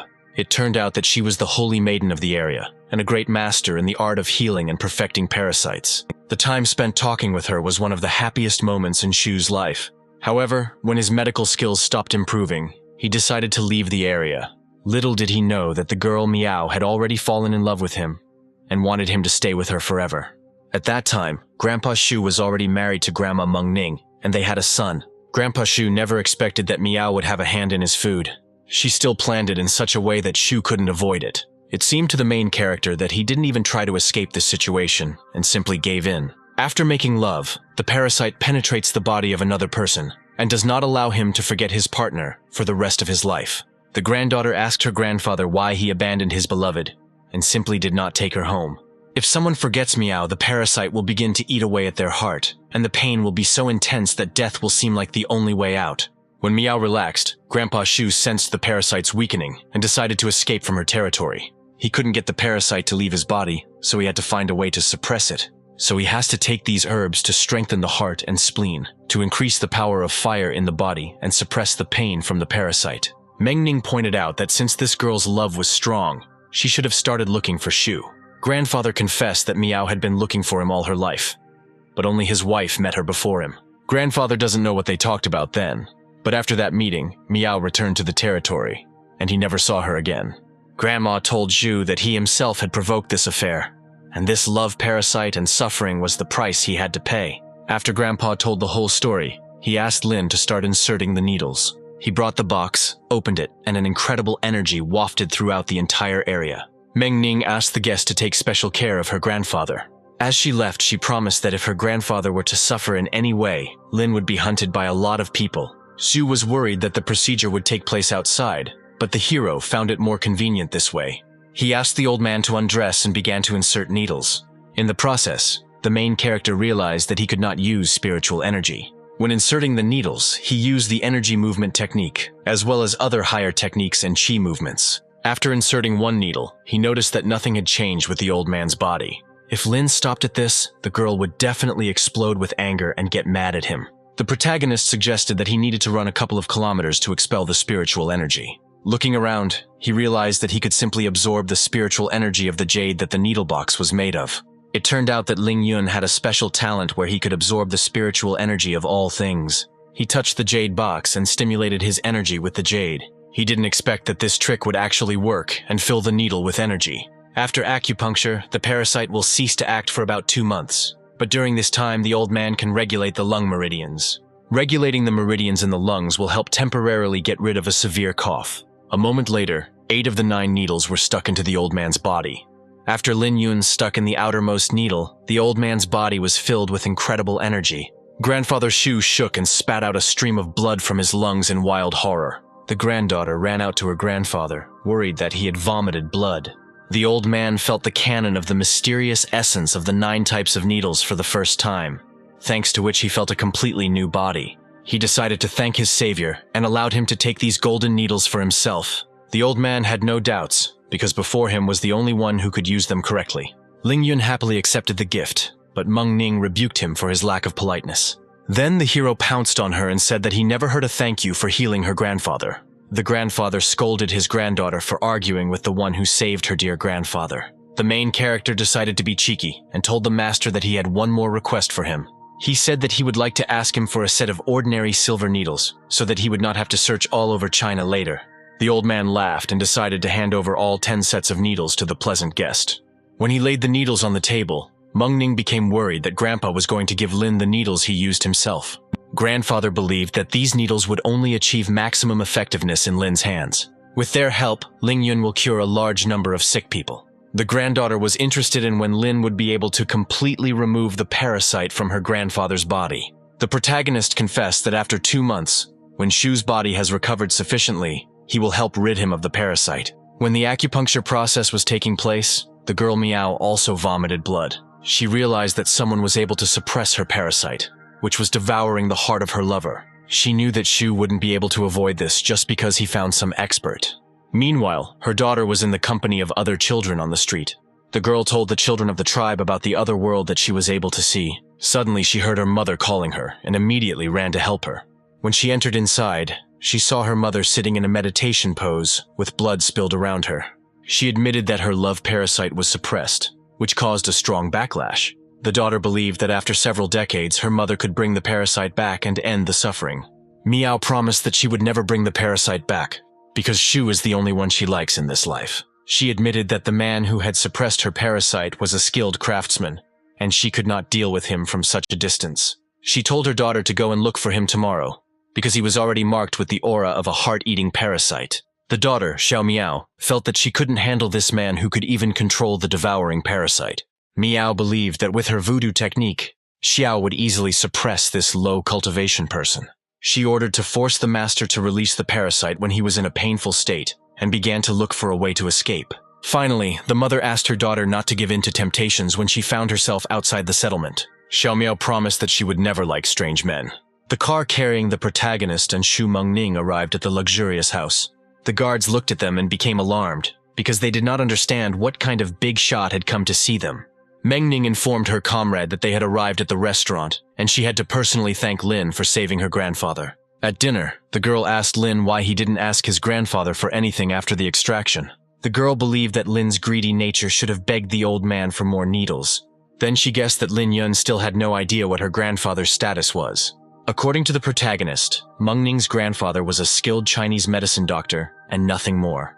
Lin also called Shu a heartbreaker who abandoned his lover, and Mengning was then furious. She wanted to hit the hero in the face, but Lin Yun managed to grab her hand. He made a sudden movement, and the girl stumbled and ended up on his lap. Lin suggested that she first fulfill the promise she had made to him earlier. Half an hour ago, Mengning promised that she would throw Lin into the river to the fish if he didn't cure her grandfather. If the hero cures Shu, Mengning will allow him to kiss her at any time. The girl always kept her promises, and this time she does not go back on her words. Lin Yun took advantage of the moment and hugged Meng to his chest, giving her a kiss. At the light touch of his lips, Mengning pushed Lin Yun away from her because she remembered an important detail. She said that their agreement was to completely cure Grandpa, and so Lin needed to first completely remove the parasite from his body. The main character decided to take his time and wait a couple of months before the first kiss. In fact, the protagonist knew that Master Shu had an unusual status and also had a lot of wealth. Not every person can afford to live in such a large mansion on such expensive land. In addition to this, the old man's speech conveys the grandeur of a high-ranking person with a huge status behind him. If Lin Yun had taken a lot of money from him, their relationship would have ended there. And in this situation, the old man will remember Lin as the man who saved his life almost for free. He will always look for a way to thank him and will come to his aid at any time. Mengning asked Lin to teach her the canon of the mysterious essence of the 9 types of needles. Lin didn't know that she wouldn't be able to use this technique without spiritual energy. He told her that this technique could not be passed on to other people. But Meng did not insist on receiving it secretly. The main character still agreed to train her, but first he wanted to test her. When Mengning agreed to the inspection, Lin said that the inspection would take 2 years. He explained that the canon of 9 types of needles was a legendary technique that he had been mastering for about 9 years. In fact, he was just talking nonsense to the girl with a serious look so that she would leave him alone. After thinking for a while, Mengning still agreed to the 2-year test, because she wanted to master the canon that could save anyone. The girl put Lin in the car, and they went to the best shopping center in the city. Lin Yun didn't know what a shopping mall was, but from his body's memories, it was a place where all sorts of things were sold. He had warned Meng in advance that he had no money for shopping, but she reassured him. Mengning took her grandfather's card, which had no limit and could buy whatever she wanted. It was typical of Lin that the girl was not shy about taking advantage of her family's advantages. Suddenly, their car got stuck in a serious traffic jam that lasted for several hours. After looking around the area, the main character noticed that a serious accident had occurred ahead. He suggested that they sit in the car until the incident was over, but Mengning wanted to help someone. They went to the scene of the accident, where a lot of people had gathered, and everyone was scared. The driver ran a red light, hit 3 pedestrians and crashed into a white car before stopping. The 2 schoolgirls were not seriously injured, but one old man was thrown into the air and is probably dead. Meng pushed Lin Yun to hurry up and save people as best he could. The main character had an uneasy feeling that a crowd of people was watching him. Looking closely at the crowd, he saw a strange man who seemed very dangerous to him. Soon this feeling disappeared, and Lin Yun guessed that it was just his imagination.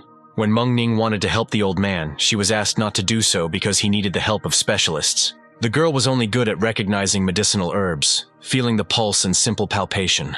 A surgeon arrived at the scene and asked to make room for him to provide first aid. He examined the victim and found that he had serious injuries to his body. The doctor broke out in a sweat when he discovered that the patient's heartbeat and breathing were weak and his pupils were dilated.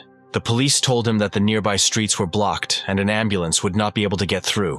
The man said that this old man needed to be operated on immediately. Otherwise, his life could be in danger at any moment. Meng Ning looked at Ling Yun and asked him to save this old man from death. The protagonist promised her that the victim would not die as long as he was here. The doctor stopped Lin and asked him to stop playing with people's lives because this is not a playground. His reaction makes Meng Ning angry because his opinion will only hinder Lin. The main character decided to let things slide, but Meng Ning immediately grabbed him and tearfully asked for help once again. The protagonist told her that the old man's condition was stable for now and went to check on the other victims. He asked the girl to help him with this, and she happily agreed. Lin examined the schoolgirls and decided to stop their bleeding with acupuncture and then set the bones. Meng Ning was confused by the protagonist's calmness, who remained composed in the face of so much blood. The cultivation world is a place where the strong eat the weak, and where fighting for one's life is commonplace. There, you take every step with your sword pointed in front of you, so Lin saw many scenes where blood flows like a river. Lin Yun examined the schoolgirl and promised her that she would soon recover completely. After his touch, the girl realized that she felt great, and that she was not in any pain at all. Then the main character examined the girl driver, who simply lost consciousness. He inserted a needle into her neck to restore consciousness, and asked an assistant to monitor her condition. Noticing his actions, the doctor was surprised that an ordinary schoolboy knew Chinese medicine and saved the victims in such a short time. He regretted driving Lin Yun away from the accident scene and not letting him take care of the victims. Lin Yun asked the doctor to let him take care of the old man's wounds, and he happily agreed. Lin Yun asked him not to let outsiders near the scene until he had inserted the needles. Since Lin cannot use his spiritual energy, he will have to rely on acupuncture points. The doctor watched with interest as the entire process, from palpating the points to inserting the needles, was carried out without hesitation. He guessed that Lin Yun had decades of experience in Chinese medicine behind him. The crowd became alarmed that the schoolboy was inserting needles into the victims' bodies and started making a noise.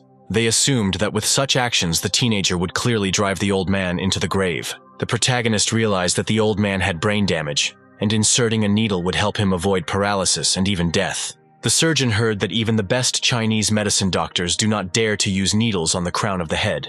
Lin Yun, without any hesitation, inserted the needle into the crown of the head and saved the old man. When the old man moved his fingers, the crowd of people admired the protagonist's action. During this work, Lin Yun realized that he was having a very difficult time without spiritual powers. Another car arrived at the scene with an unknown person, who was immediately questioned by the police. The stranger pounced on the girl in uniform and ordered her to get out of his sight. Otherwise, he would strip her to the throat. He headed towards the damaged car and started kicking it, while the injured schoolgirl came to her senses. It turned out that this girl was the wife of this stranger, and they clearly had misunderstandings in their marriage. The man decided to teach her a lesson so that he could live peacefully outside the family. Meng Ning walked towards him and immediately stopped his crazy actions. She asked the man not to touch the victim, as she had just come to. The stranger pounced on Meng Ning and promised that he would caress her that evening. Luckily, the main character came to her rescue and promised the man to clean his face. Believing in his strength, the stranger began to stretch his arms to teach this fat man a lesson. When he rushed at Lin, he carefully stepped aside and missed the blow near him. The bully's next blow was again directed at Lin, and the protagonist suddenly grabbed his fist. He clenched his fist so hard that the boy screamed in wild pain throughout the street. Lin Yun dealt blow after blow and knocked out drops of blood and a couple of teeth from the bully's face. The attacker asked not to beat him, since he is the young master of an influential family from the capital. The main character didn't care about this phrase, because he doesn't even know where the capital is. He continued to beat the guy, and soon he fell to the ground and almost lost consciousness. A female police officer ran to the scene of the fight, upset by what had happened. When Lin Yun looked at her, she felt light and numb all over her body. The victim driver was stunned by Lin's actions, that he could beat up a person from such an important family. Every last person in the crowd supported Lin's actions, and no one stood against him. The protagonist wanted to continue beating the bully, but Meng Ning immediately approached him, wanting to take on this role. She wanted to take revenge on the young man for the fact that he was going to caress her this evening. With one blow, she promised him that she would make it so that he would not be able to caress himself. After her blows, Lin Yun knew that he would better not provoke her in the future, because angry women were too terrible. He wanted to leave the scene when suddenly the victim called him from the car. First, she thanked Lin Yun for saving her through Chinese medicine. The main character was glad that the girl came to her senses and wanted to pull the needle out of her as quickly as possible so that it would not disappear. He carefully climbed over the girl, and the victim felt a thrill in her heart at Lin's touch. It was unclear why Lin Yun didn't react at all to the short distance between them and her luxurious form. Every man she had ever met before, without exception, always looked at her with lustful eyes. Lin Yun asked her to rest for a while he removed the needles from the other participants in the incident.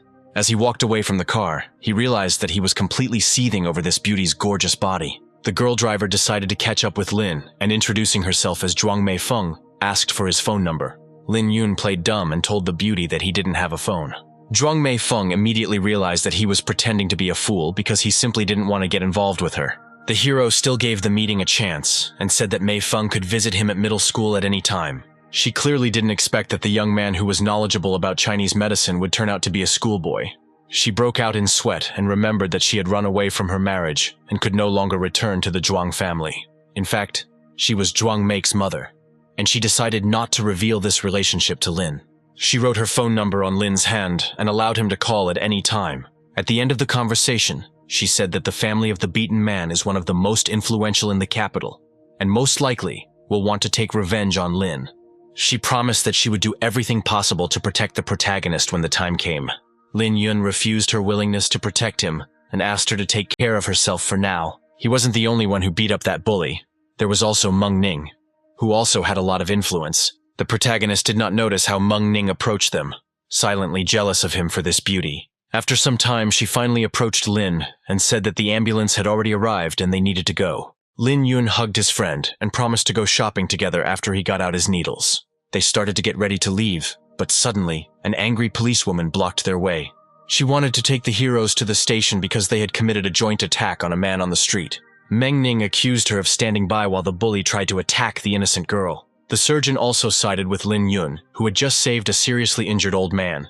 Zhuang Mei Feng promised the police that she would take full responsibility and explain the situation to them herself. The policewoman's colleague asked her to simply close her eyes to what was happening, but she did not want to listen to him. He thought that Li Sun's injuries were not serious, and therefore those students could be released, but his colleague stood her ground. She was afraid that the Sun family would start to pester them if they didn't arrest the culprits. Meng Ning was prepared to be arrested and waited for the policewoman to attack her. At this time, the main character went to the old man, who had just come to his senses and wanted to know the name of the savior. Introducing himself as Lin Yun, the hero promised the old man that he would soon return to his previous life and forget about the injury.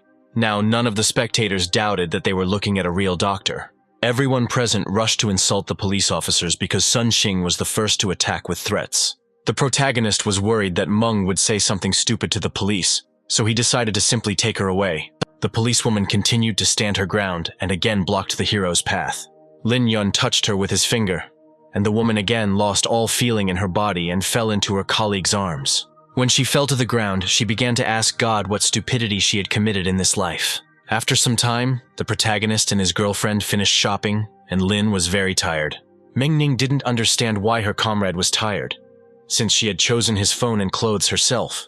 She suggested that his fatigue was due to his being overweight, and pointed this out to him. The young man admitted that he continues to lose weight, and in 2 months will return to his normal weight of 75 kilograms. The girl didn't believe that the hero would lose 30 kilograms in just 2 months. Suddenly her phone rang, and she was clearly not happy about it. The person on the line was Li Qichong, who was known as the #1 major in this city. He told Meng that he couldn't decide on a gift for her birthday and wanted to ask her for advice. Meng Ning replied that any gift he gave her would not be to her liking and asked him not to waste his time. As she spoke, the protagonist choked with laughter, and Qichong immediately heard a man's voice. He began to question Meng about this, and she told him that today she had dined in the company of this young man, and also did many interesting things. After hearing her words, Chi-chong became furious, as he was consumed with jealousy towards this beauty. He asked Meng what kind of relationship she had with this person, and she said that Ling Yun was her boyfriend. The whole evening, Chi-chong couldn't believe that his beloved had found a boyfriend and didn't even look at him after he had been chasing her for the second year already. He couldn't contain his feelings and decided to call his friend Teng Meng in the middle of the night. After a short conversation, Teng Meng promised Chi-chong that he would find the guy who dared to get close to Shu Meng-ning. At that moment, the main character felt that someone was swearing terribly at him behind his back. Meng-ning decided to take advantage of the moment and asked Ling Yun to pretend to be her boyfriend for a while. The main character didn't want to get involved with her because she has a damn influential family, and that guy's family is also unusual. The girl insisted on her offer and reminded Lin that she had bought a bunch of fashionable things for him. She also promised to buy a bunch of other things, and then the main character agreed to her offer. That evening, Kaoshan was worried that Ling Yun had missed his evening self-study. Suddenly, her friend Ji ran into the classroom and said that Lin was returning to the dorm in an expensive car. The girls immediately ran to the dormitory to see Lin Yun with their own eyes and ask him about everything. The protagonist left the dorm and headed towards his sister, pretending that Ji and Xiaoshan simply didn't exist. The group leader couldn't withstand such a blow and grabbed Lin Yun and led him away. She reproached him for skipping classes in order to go shopping for expensive things. The young man wanted to justify his actions, and in conversation accidentally said that he was in the company of an interesting person. Xiaoshan wondered what kind of person her classmate was talking about, and Lin admitted that he was in the company of a girl. He said that he wanted to pass his exams successfully and go to university. But at this time in his life, he was a little confused. At the end of the conversation, he asked the headman what he was doing had to do with her, and this made the girl shut up. Xiaoshan decided to teach Lin a good lesson and kicked him in the stomach, but he suddenly grabbed her leg. The beautiful schoolgirl and the former fat man were a few centimeters apart and silently looked into each other's eyes. When Lin Yun hugged her waist, Shan blushed from the excess of her feelings for him. The heroes noticed that a lot of people were gathering around them, discussing this incident. In the crowd, there was also Teng Meng, who was pleased with Lin Yun's manly act. Minling asked him why he was there, and he simply said that he wanted to watch the fun. In fact, he secretly found out that Lin and her sister were going to go home, and he wanted to see Meng off. Xiaoshan demanded that Ling let her go immediately, but the protagonist wanted to enjoy this show for a little longer. The beauty asked him to come closer to reveal the secret, and when he did, she mercilessly bit his hand. When she pulled away from his embrace, she promised Lin Yun that she would bite him for missing classes. When the crowd dispersed, Lin's sister approached him, radiating spiritual energy. Today, Lin had expended too much spiritual energy, and he decided to take this opportunity to replenish it. Ten Meng suddenly ran up to him, insistently wanting to take him and his sister by car. He explained that the last bus had already passed, and Lin's house was too far from the school. Soon, Teng Meng's expensive car arrived at the house where the Lin and Ming family lived. When the protagonist approached his house, he realized that the house was too different from the house Master Shu lived in. At home, the nasty Tian Botao, who was the organizer of the streets, bullied Lin's mother. He promised the woman a lot of problems at the clinic if she didn't take care of her soon. Lin's mother calmly responded that she would solve her problems with the clinic on her own. He offered the woman his help, as he is very well acquainted with the developer who wants to demolish her clinic. Before the man could announce his conditions, a joyful Mengling burst into the house. When the girl walked past Tian Botao to her mother, the man immediately began to drool over her. He didn't notice how Lin Yun walked up to him and looked at him with a frightening gaze. The main character insulted this uninvited guest and reproached him for his high sexual activity. When the man demanded an apology from such an important person, Lin didn't hesitate to hit him in the face. Teng Meng entered the Lin family's house and asked them to leave Tian Botao in his care. Within seconds, the man fell to the floor and began to bleed. The main character did not understand why Ten himself dealt with Minling's offender. Tian Botai demanded that this situation be resolved peacefully, but Teng could no longer be stopped. Teng Meng grabbed the unpleasant man by his clothes and threw him out onto the street, face down on the asphalt. After the unpleasant situation, Lin introduced his mother to Ten Meng, who simply drove him and his sister home. Seeing such a beautiful woman, Teng Meng's mouth began to water, and Lin Yun immediately slapped him. Teng Meng confessed to his friend that his mother was too young and beautiful for her age. The aunt accepted this compliment and invited the guest to dine with them. In the kitchen, Meng and her mother began cooking lobsters and started talking about the fight. The aunt believed that she should not have stopped the children, because that evil man deserved these beatings. She asked her daughter to behave exactly like her brother in the future if someone bullied her. Min-ling couldn't understand why his mother never once called on Lin to fight back against the enemies who had bullied him for many years. The woman wanted her son to understand the difficult truths on his own without her advice. She decided to end this conversation and asked her daughter to bring the dishes for food. As she was leaving, Min-ling noticed that their mother was acting very strange today. Left alone, the aunt remembered her husband, after whose disappearance her family began to live too poorly. She never thought her son would bring home lobsters that she hadn't eaten since her husband went missing. After looking around Lin's apartment, Tang Meng concluded that his family was having a hard time coping. The protagonist acknowledged his family's situation and, winking at Ten, explained that this was why he needed a lot of money. From all of the above, Tang Meng thought that Ling Yun wanted to take away his existing funds by force. Tang Meng grew up in a wealthy environment where he was fed, clothed, and provided with the best of everything. Every Chinese New Year he received at least 100,000 yuan as a gift. This young man never even thought that he lived differently than his peers until today. Just on the way here, he was bragging about how expensive his car was, and he didn't even pay attention to Lin and Min's feelings. Touched, with tears in his eyes, he was ready to give all his money to Lin to somehow help him cope with such a bad situation. He promised Lin that he would sell his car and give him the money he got, but Lin simply offered him a way to make money together. Tang Meng said that from the look in Lin's eyes, he thought that he wanted to take all the money from him by force. The protagonist said that he wouldn't do such a shameful thing, but Ten remembered that Lin had been doing nothing but that in recent days. The hero remembered Ten as the main god of gambling and invited him to play big. He wanted him to take bets on whether Lin would be able to get into university and how many grades he would get. Ten pointed out that these bets were pointless because everyone knew that Lin would not get into any college. He asked Lin to be realistic, since Lin Yun was not at the level to enter a good university. He thought it would be better if he just sold the car and brought all the money to the Lin family. The main character reminded his friend about running with a bag of sand, thanks to which he brought down all the bettors. Tang Meng suggested that Yun's admission to a prestigious university might also be possible, and he agreed to take the risk.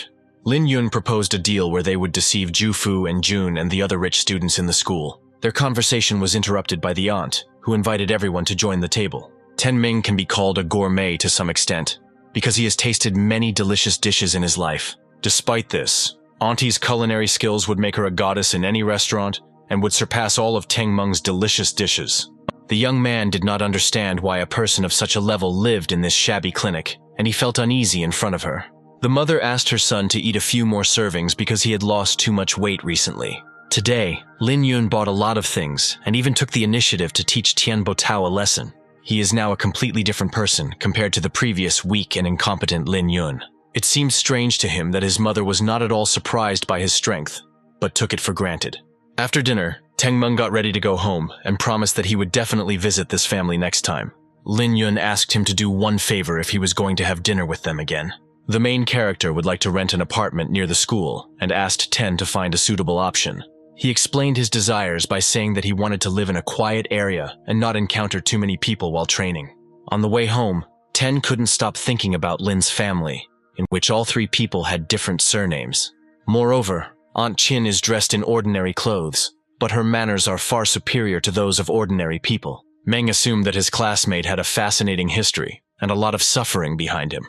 After dinner, the protagonist went to the Grass of the Sun to conduct another spiritual training. He got there in a short time and decided to use the time he saved to swim in the river. He had finally used up all the spiritual energy in his body, and now it was time to move on to the second level of tempering. After reaching the second level of body tempering, all aspects of the body will be improved. The amount of spiritual energy that Ling Yun could absorb would also increase with this. After hard training, the protagonist reached the second spiritual level of body tempering. At that moment, he felt a core of energy accumulation appear in the center of his abdomen. He realized that it was the immortal spiritual energy that protected his original spirit during the time travel and the crossing of the disaster. Lin thought that his spiritual energy was completely depleted after crossing time, but it turns out that it was hidden within his body. Unfortunately, he can't use it now, but this immortal energy will be very useful for his cultivation. He thanked God for such a gift and decided to start practicing the valuable technique of 50-fold stars. His training lasted until dawn, and Lin needed to get home quickly before they started looking for him.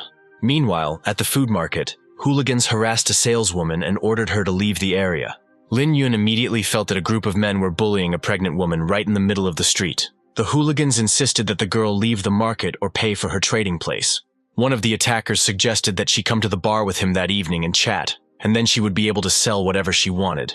The pregnant girl apologized and said that she was going to see her husband at the hospital in the evening. The guy was not against going with her to have fun in front of her husband, and then the girl could not stand it and slapped him. The man reacted instantly and swinging felt Lin Yun's hand on himself.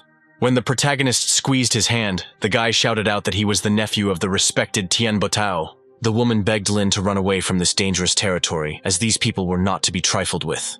Lin Yun didn't mind stretching his arms on them after such a hard night of training.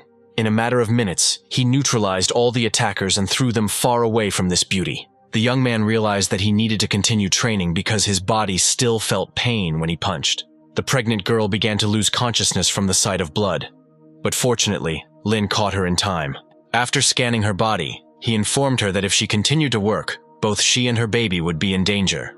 He said that his family has its own clinic and invited the pregnant woman to come see him today. In addition, the main character gave the needy woman some money so that she could take care of her husband. When the woman refused, Lin explained that the money would cover the cost of food spoiled by the garbage. The woman could not hold back her tears, took the money, and left the market for home with great gratitude.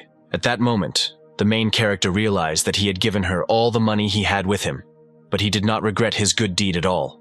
Lin Yun heard that one of the attackers had come to his senses and was begging for mercy. The hero masterfully explained that the hooligans should pay him for the physical harm to his hand. He began to threaten to punish all the hooligans, and he finally agreed to pay the required amount. After this unpleasant situation, the pregnant woman came home and did not know how to thank Lin. She remembered that her husband had allowed her to sell the family heirloom if money became really tight. The beauty took the box with the relic and decided to give it to her savior as a gift. That same morning, Ling Yun returned home to find a worried Min Ling waiting for him. The mother simply calmly asked her son not to leave for long periods of time again, or to warn his sister. When the sister brought her brother clean clothes, she noticed an interesting box on his table. When Ling Yun allowed her to open the box, the girl placed her hands on the jade, and the jade began to absorb her energy. For the first time in his life, Lin Yun sees something that can suck spiritual energy from the body. Now he understands that in front of him is a repository in which his own energy can be stored.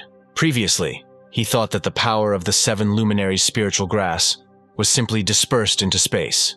Now, thanks to this box, Lin will be able to store spiritual energy and access it whenever she wants. He thought it was almost the same as having an energy-gathering talisman that could be used infinitely. After this, the heroes went to a family dinner, where Lin wanted to confess how he became rich. He hinted to his mother that he could help her with the clinic, because he was able to cure any disease. The mother did not react to these strange words of her son and accepted the offer.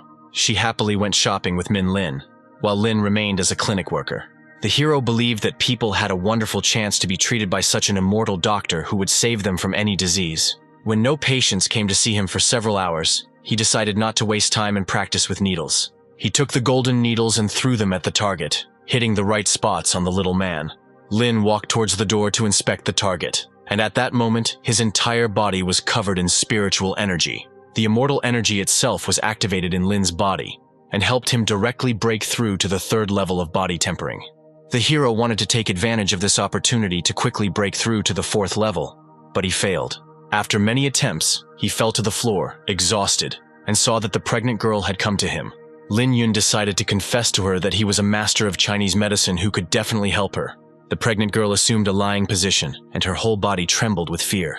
Lin Yun was able to calm her down and began the acupuncture process to save the child. In this way, he will not only be able to normalize the condition of the fetus, but also improve the health of the aunt, so that she will almost never get sick. Half an hour later, the patient admitted that the anxiety had disappeared and her whole body felt light. For Lin's feat, she decided to thank him with a gift in the form of a family heirloom. When Lin touched the gifted brush, his body was once again filled with his immortal energy. The boy saw that his immortal energy was quickly flowing into the gifted relic. The young man was grateful for such a suitable gift, because now this brush contained all his immortal spiritual energy, which no one could take away. After Auntie left, Lin decided to go home to test the brush with ink. It turns out that this thing can perfectly draw hieroglyphs and create painted talismans. Suddenly, out of the blue, the main character received a call from Xu Mei Ning, who had already begun to miss him. 10 minutes after the phone conversation, the girl arrived at Lin's house to spend time together. She wanted to help Lin with the clinic and explained this by saying that she was his loving girlfriend. Meng Ning wanted to touch his cheeks, but Lin refused her and would only agree for a certain amount of money. At that very moment, a message arrived on his phone that 10,000 yuan had just been credited to his account. As Meng Ning began to caress Lin Yun, Lin's mother, sister, and Teng Meng entered the clinic. The hero's girlfriend suddenly changed her expression and announced to his mother that she was her son's girlfriend. Teng Meng suddenly recalled the moment when he promised his comrade to deal with the one who dared to touch Meng Ning. Now he regretted signing up for this, because in his eyes, Meng Ning's boyfriend was Ling Yun. That evening, Mr. Dao visited Bo Tao's nephew to inquire about his health. Dao promised him that he would personally break the legs of Lin Yun, who stood in their way. When the nephew asked about his uncle, the young man lied, saying that he was absent because of an important meeting. In fact, Tian Bo Tao was lying in the next room because he had also suffered at the hands of Lin. Dao promised the master that Lin Yun's legs would be broken into small bones. Tian Bo Tao asked the boy to destroy the clinic and kidnap Lin's mother while he was at school. That same day, Lin's entire group gathered for dinner at his home, where Meng Ning and Ming Ling openly hated each other. After dinner, the protagonist's mother saw the guests off and told them to be careful on the way back to school. Meng Ning promised Auntie that she would personally drive Lin Yun to school in her car. Hearing this, the embittered Min Ling asked to go with Teng Meng. Suddenly, Lin asked everyone to stop as he sensed a murderous aura. The main character made his mother hide somewhere secluded, and explained that someone had come to the clinic looking for trouble. Teng Meng wanted to go with him to the showdown, but he was given the task of guarding all the female representatives. Meng Ning also wanted to ask to go with Lin, but he almost immediately pushed her into the car and forced her to leave. A few minutes later, an armed group of hooligans led by Dao was already standing at the door of Lin's mother's clinic. These people were first given the order to destroy the clinic and then kidnap the hero's unfortunate mother. Lin Yun intervened in the crowd and asked to enter the clinic to watch the show. Dao let Lin pass without any interference because he was curious to see what this fat man could show them. When Lin Yun entered, he beat up the first people he came across and threw them outside into the crowd of others. Anyone who wanted to interfere with what was happening was thrown far away from the clinic. And now it was Dao's turn to come face to face with Lin, and he immediately asked for forgiveness and mercy. He was afraid that his group would be finished today if they didn't calm this guy down. Meanwhile, all the attackers were rebuilding the clinic and cleaning it clean. Dao asked for forgiveness from Lin, promising to pay him compensation in the amount of 100,000. The main character thought it was too much and hesitated, and then Dao raised the amount to 500,000. In the end, the young men agreed on 600,000, and Dao did not feel sorry for this money because he simply wanted to save his life. Thinking that this was not enough, Ling Yun touched Dao's body, causing him to feel incredible pain. The main character promised that it wouldn't kill the guy, but that he would just experience hellish pain for a minute every night. He also said that if this company decides to bring trouble to itself next time, it will be dead. Lin Yun asked Dao to come back to him in a month, but in the meantime, he kicked him in the stomach and asked him to get out of here immediately with his people. After everyone left the clinic, Lin Yun was glad that neither his sister nor the others had seen the display of his power. When the surviving girls ran out to Lin, he realized that Meng Ning was filming what was happening on camera. Then everyone believed that Lin Yun was a real master of Chinese martial arts. Lin decided to support the newly invented legend and confessed that he had recently come across a book on martial arts. Then Lin's mother came out of the clinic and reproached him for revealing his power despite her prohibition.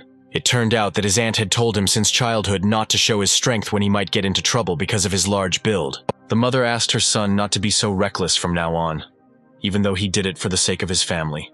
On the way to school, Lin was thinking about his mother, who was clearly an unusual person, but it was strange that he didn't feel anything from her. Teng Meng had a chance to be alone with Ming Ling, but he didn't know how to start a conversation.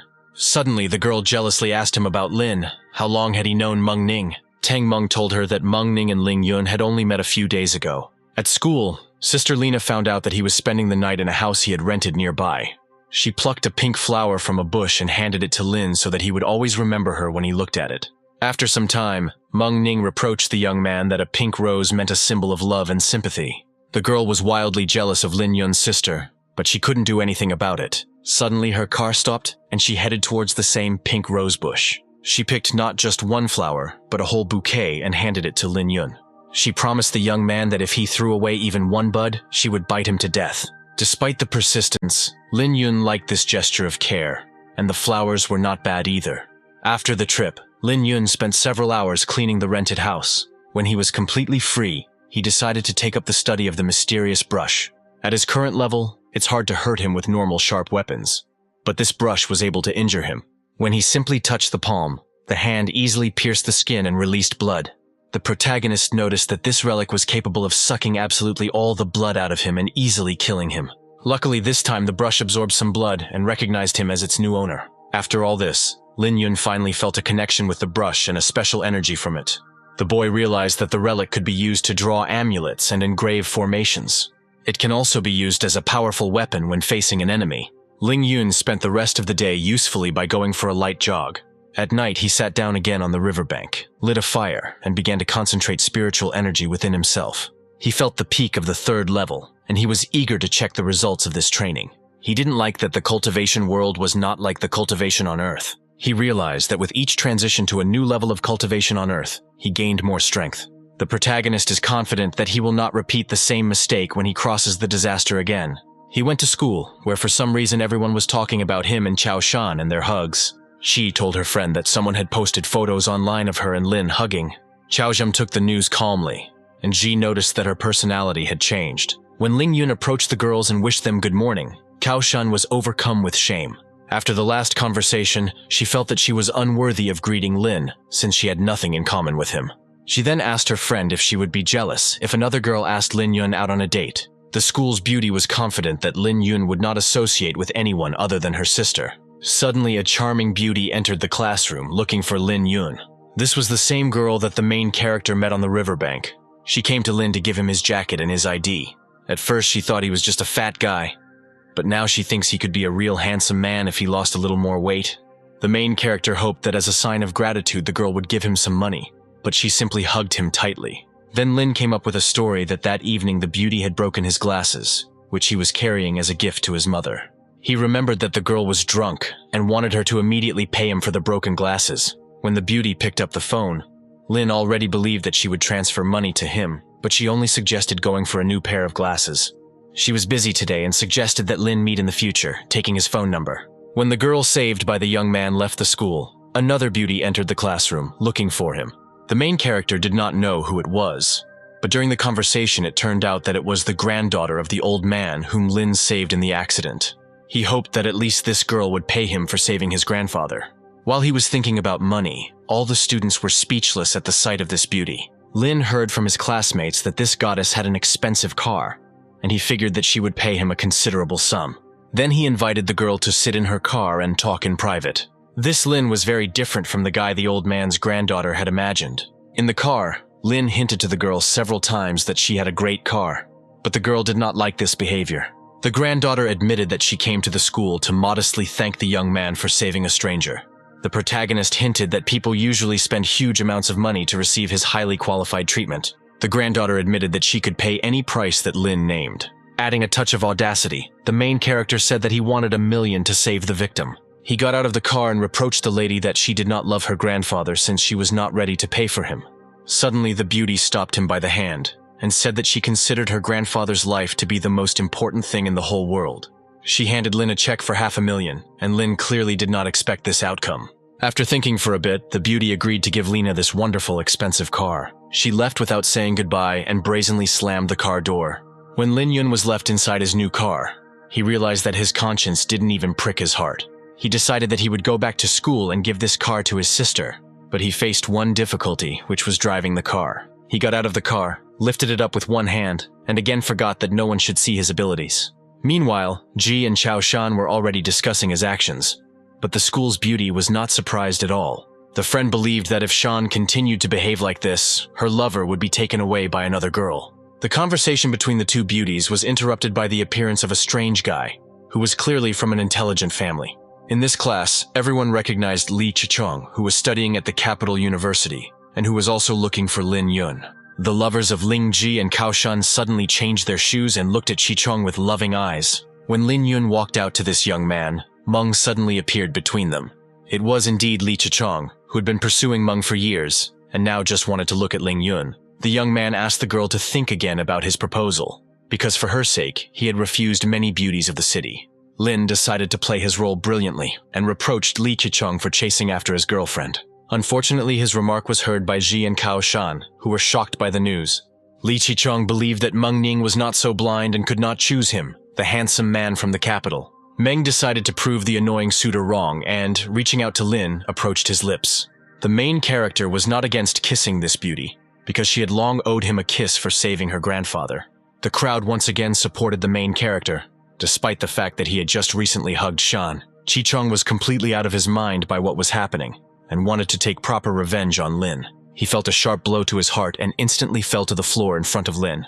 Meng Ning knew that Chi-Chong had a congenital heart defect, so she began to blame herself for what happened. Ten Meng, who stood in the center of the crowd, came to the aid of the main character. He begged the boss to immediately save Chi-Chong since he was his childhood friend. While the main character was dealing with the victim, a company led by Tu Gan approached them. Teng Mong informed Lin that Tu Gang had come here with a group from the Green Dragon Gang. Teng Mong asked Lin to be careful with this gang, which consists of a bunch of hooligans. Teng Mong asked Ling Yun to help his friend first. Lin Yun listened to him and asked him to move away so as not to reveal the relationship. Xiao Shan also arrived at the scene, and Teng Mong forbade her to go to Ling at such a dangerous time. The hooligans surrounded Lin Yun and the injured Chi-Chong, and waited to see what would happen next. When they finally attacked Lin, they were all instantly thrown back into the far wall. The hooligans didn't even understand what had happened because they didn't expect the fat man to deal with them so quickly. In addition to disciplining the hooligans, Lin Yun also treated the patient and gave him acupuncture. After the acupuncture session, Chi-Chong gradually came to his senses. Meng Ning immediately apologized to him for angering him with her behavior. The boy thought that he owed his salvation to Meng Ning, as if she had saved him from death. Meng pointed at Lin and said that Lin Yun had taken care of everything, but Chi-Chong felt uneasy. The protagonist asked him to lie down for a while until his pulse was fully restored. Chi-Chong couldn't believe his eyes that he was saved by his love rival, who by his actions had trampled him even further into the dirt. Suddenly, a huge man pushed aside the crowd of spectators and walked towards Lin. Teng Mong warned the boss that the person in front of him was Tae So Ho, who was one of the celebrities of the Green Dragon Gang. The young man insisted to be careful, because he had a very large body that possessed exceptional talent in martial arts. The main character himself noticed that the speed of Tae So Ho's strikes is quite high. At the beginning of the battle, Lin and his opponent praised each other for their good abilities and strength. Ling Yun decided to give Tae So Ho a chance and let him strike first without any counterattack. Shan and Ji were worried that their classmate would meet his end today. Tae So Ho didn't like that the protagonist looked down on him because of his overconfidence in his abilities. Lina was confused that Tae So Ho only had enough for one blow, but he immediately dealt another one. As the battle progressed, the protagonist noticed that this guy had a unique bone structure and talent that could be developed. He also noted that it has the potential to cultivate immortality. Lin Yun dealt some damage to Tae So Ho, but he still refused to admit defeat. Lin Yun was not against continuing the battle, but he had one condition. In case of victory, he was ready to be at Tae So Ho's disposal. If Tae So Ho loses, he will leave the Green Dragon Gang and follow Lin wholeheartedly. When Tae So Ho agreed to the terms, Lin Yun kicked him in the stomach and sent him flying to the floor. The huge fighter admitted that he would never admit defeat and asked Lin to hit him again. He endured every powerful blow from Lin and did not show an ounce of suffering. When he refused to accept defeat again, Ling Yun angrily lifted him up. He threw it at the far wall and then the man began to lose consciousness. While Tae So Ho was recovering, Lin decided to take care of Chi-Chong's treatment. He pulled out the needles from him at the right moment, but Chi-Chong thought he wanted to cause harm. After the needles were removed, Chi-Chong felt as if his whole body had relaxed and gained new life. He said that even after his grandfather's acupuncture, there was never such an effect. Despite this, Chi-Chong promised his lover that he would continue to be treated by her grandfather Shu. Meng Ning confessed to her suitor that he was completely curable, and now he would no longer need his grandfather's treatment. Yu said that Chi-Chong's heart could not be helped, and he had to avoid irritation, physical exercise, and injury. The young man had to stand aside even during the slightest fight in the yard, so Teng Meng was always by his side. Teng Mong had been dealing with bullies on Li Chi-Chong's behalf for many years. Chi-Chong thought he would have to live like this for the rest of his life. But now he is told that he is healthy. He decided to test the results of the therapy and asked Lin to hit him on the head harder. After the blow, he felt that his heart was indeed fine and did not hurt. Now the hero's heart was covered with incredible spiritual energy and was under its protection. Chi-Chong was grateful to Lin for these wonderful feelings that he had not experienced since birth. Ten realized that Boss was telling the truth, that he could cure even a congenital heart defect. He immediately thought that he could make a lot of money with Lin's abilities. Shan realized that Lin was incredible because he pacified Tae So Ho and also cured Chi-Chong of his heart disease. She suggested that the main character met people from mysterious clans and received knowledge from them. She felt uneasy because she had kept her distance from him for a long time, thinking that he was not good enough for her. Meanwhile, Tae-So-Hu continued to struggle with all his might to not submit to Lin Yun. Every time he got to his feet, the protagonist threw him back into the wall again and again. Lin Yun was already tired of beating up the guy, and this time he decided to come up with something more exciting. He opened the window, grabbed Tae-So-Hu, and jumped out with him. Even after being on the ground from such a height, Tae-So-Hu did not give up, and on the contrary, he gained the strength to fight. Then the main character grabbed the guy tighter and ran with him across the stadium at lightning speed. Only after this did Tae-So-Hu admit defeat and promise that he would follow Lin everywhere. Finally, Lin used his own spiritual energy to purify his essence. Now he is not the same Tae-So-Hu he used to be, as his martial arts are completely destroyed. After much torment, Lin Yun threw Tae-So-Hu into the basketball hoop and went on about his business. He returned to school, where the rest of the hooligans had already woken up. He started talking about compensation, and the leader asked his subordinates to give Lin all the money to stay alive. All those present listened to their leader and asked Lin for the code to transfer millions. Despite this, the protagonist promised the guys that he would soon personally approach their boss to discuss the issue of compensation. After this, he announced that Tae-So-Hu was now one of his men and no longer belonged to the Green Dragon Gang. Tae-So-Hu was the future successor of the Green Dragon Gang, and the hooligans could do nothing about his betrayal. The conversation between Lin and everyone around him was interrupted by the appearance of several police cars at the school. The same beauty who came to visit Lin Yun in the morning got out of the car. Tang Meng remembered that his father had told him that an influential woman had been sent to the school to work on an important matter. Lin Yun didn't pay any attention to her, and offered Chichong to thank him with a delicious meal. Min Lin arrived at the scene, worried that the hooligans had beaten up her brother. Lin Yun invited her and everyone around him to a cafe and said that he would treat everyone at his own expense. Tang Meng hinted to Chichong that Lin meant for him to be the one to pay everyone's bill. Meanwhile, Tae-So-Hu, standing in the basketball hoop, felt that his body was much stronger than ever. Tang Meng walked up to him and informed him that Lin Yun had also invited him to have lunch with the entire class. Tae-So-Hu was pleased with this invitation and happily descended from the ring to the ground. Tang Meng also felt like Tae-So-Hu had become much stronger after being beaten by the boss. When Lin Yang and his group went out for lunch, he was stopped by a policewoman. She announced that today's incident required Lin's cooperation in the investigation and asked him to come with her to the station. The main character denied it and said that he was not to blame for the current situation. Then an old friend grabbed his hand and asked him to simply cooperate with the investigation and give the necessary testimony. Lin Yun pulled the girl close to him and offered to take his testimony during their dinner together. The most popular figures in the school gathered in Ling Yun's district at a cafe. Mengning also joined the dinner, choosing to be in the company of two of the school's beauties. Shan immediately began to ask her about when she met Lin Yun.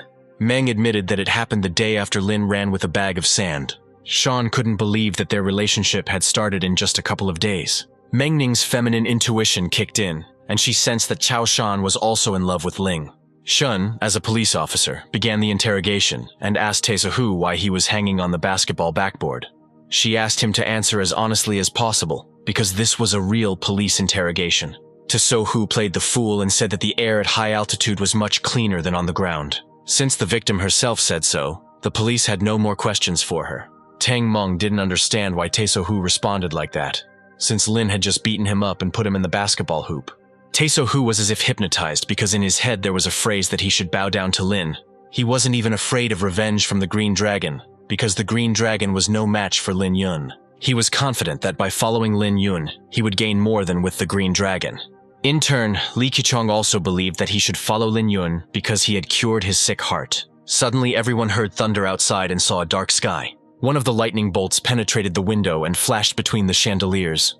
All the students present became alarmed and began to leave the dining hall. Lin Yun ordered the girls not to panic and to hide in other rooms. He asked his sister and Tae-So-Ha to follow him outside. He asked Tang Meng what the highest mountain was around the nearest lake. Tang Meng replied that in Longping County there was a high point called Tiger Cliff. The protagonist decided to take 3 people with him and told Tang Meng to go to Tiger Cliff by car. For some reason, he believed that there was no time to waste and that they needed to act right now. He took his beloved sister and Mengning and soared into the clouds together. Even on this dangerous flight, Mengning didn't understand why Ling Yun would take her sister with him no matter what. Lin Yun thought that before him was a wonderful opportunity for cultivation bestowed by the heavens. Soon the heroes arrived at Tiger Rock, where lightning was flashing and the wind was howling. It was the first time the girls had seen such a natural spectacle. called a dragon whirlwind. The dragon vortex periodically appears over warm water, the upper end of which is associated with thunderclouds, and the lower end goes directly to the water.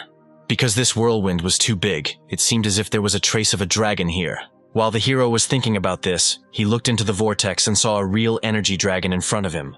After this, a strong wind arose at the sight, which threw the heroes back several meters. Lin Yun took out the relic and used the brush to absorb the spiritual energy of the phenomenon. Some of the energy was absorbed into the brush, and most of it penetrated straight into Lin Yun. Lin Yun was able to use the dragon's spiritual energy to repurify his tendons and bone marrow and completely transform his body. Luckily, he has a brush that can draw all that dragon energy out of his body by absorbing it. Otherwise, if such a huge amount of spiritual energy were to flow into his body at once, he would suffer. Lin Ming, who was standing next to him, effortlessly absorbed a bunch of dragon energy without any discomfort. Cultivation with this body type is advancing by leaps and bounds, but due to its speed, it is not entirely safe. Lin Yun promised himself that when his cultivation became strong, he would protect his sister from all threats and teach her how to cultivate. When the manifestation of spiritual energy was completed, the protagonist felt his body change. The vortex energy was able to cleanse Lin's body and burn away all of his fat in an instant. The protagonist didn't know how to tell this to others and decided to come up with some explanation. When he started making excuses, Meng Ning hugged him and said that it didn't matter how he became handsome. She leaned closer to his lips, but was immediately stopped by Min Lin. Meng Ming tried to kiss the protagonist, but he clearly didn't want it. He asked his sister for help with his eyes, but she could do nothing. Suddenly, a real savior came to him in the form of a powerful and strong Tae-So Hu. Lin untied himself from the girl and called the guy to watch how the vortex sucked in energy. In an instant, the whirlwind disappeared, and a clear sky with a couple of white clouds appeared before the heroes. The main character explained to everyone that in this world there are mysterious forces that no one can see and no one can touch. The purpose for which he brought his friends to the dragon's whirlwind was to make them understand this truth.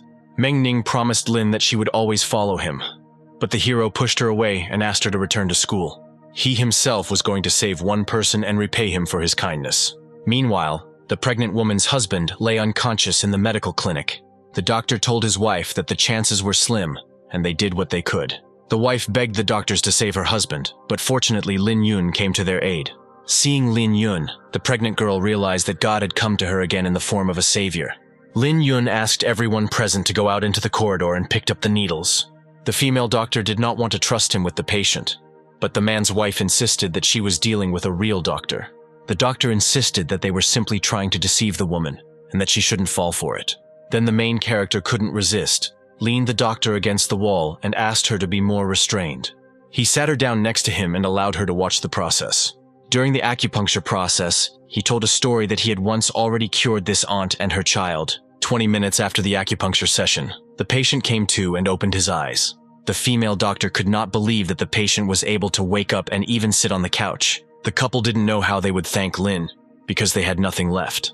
The main character refused to pay because he had already earned a lot of money over the past 2 days. By extorting compensation, he was able to earn tens of thousands. The couple continued to think about payment, but suddenly a message came on their phone. The woman saw that a transfer of 30,000 had been received on her bank card.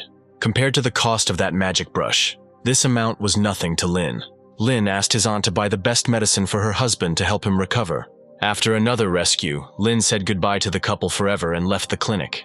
After he left, the couple burst into tears and decided to erect a statue for Lin Yun in their garden. On his way out of the clinic, Yun was stopped by the same angry nurse who wanted to talk to him. She invited him to go to dinner with her after her shift ended.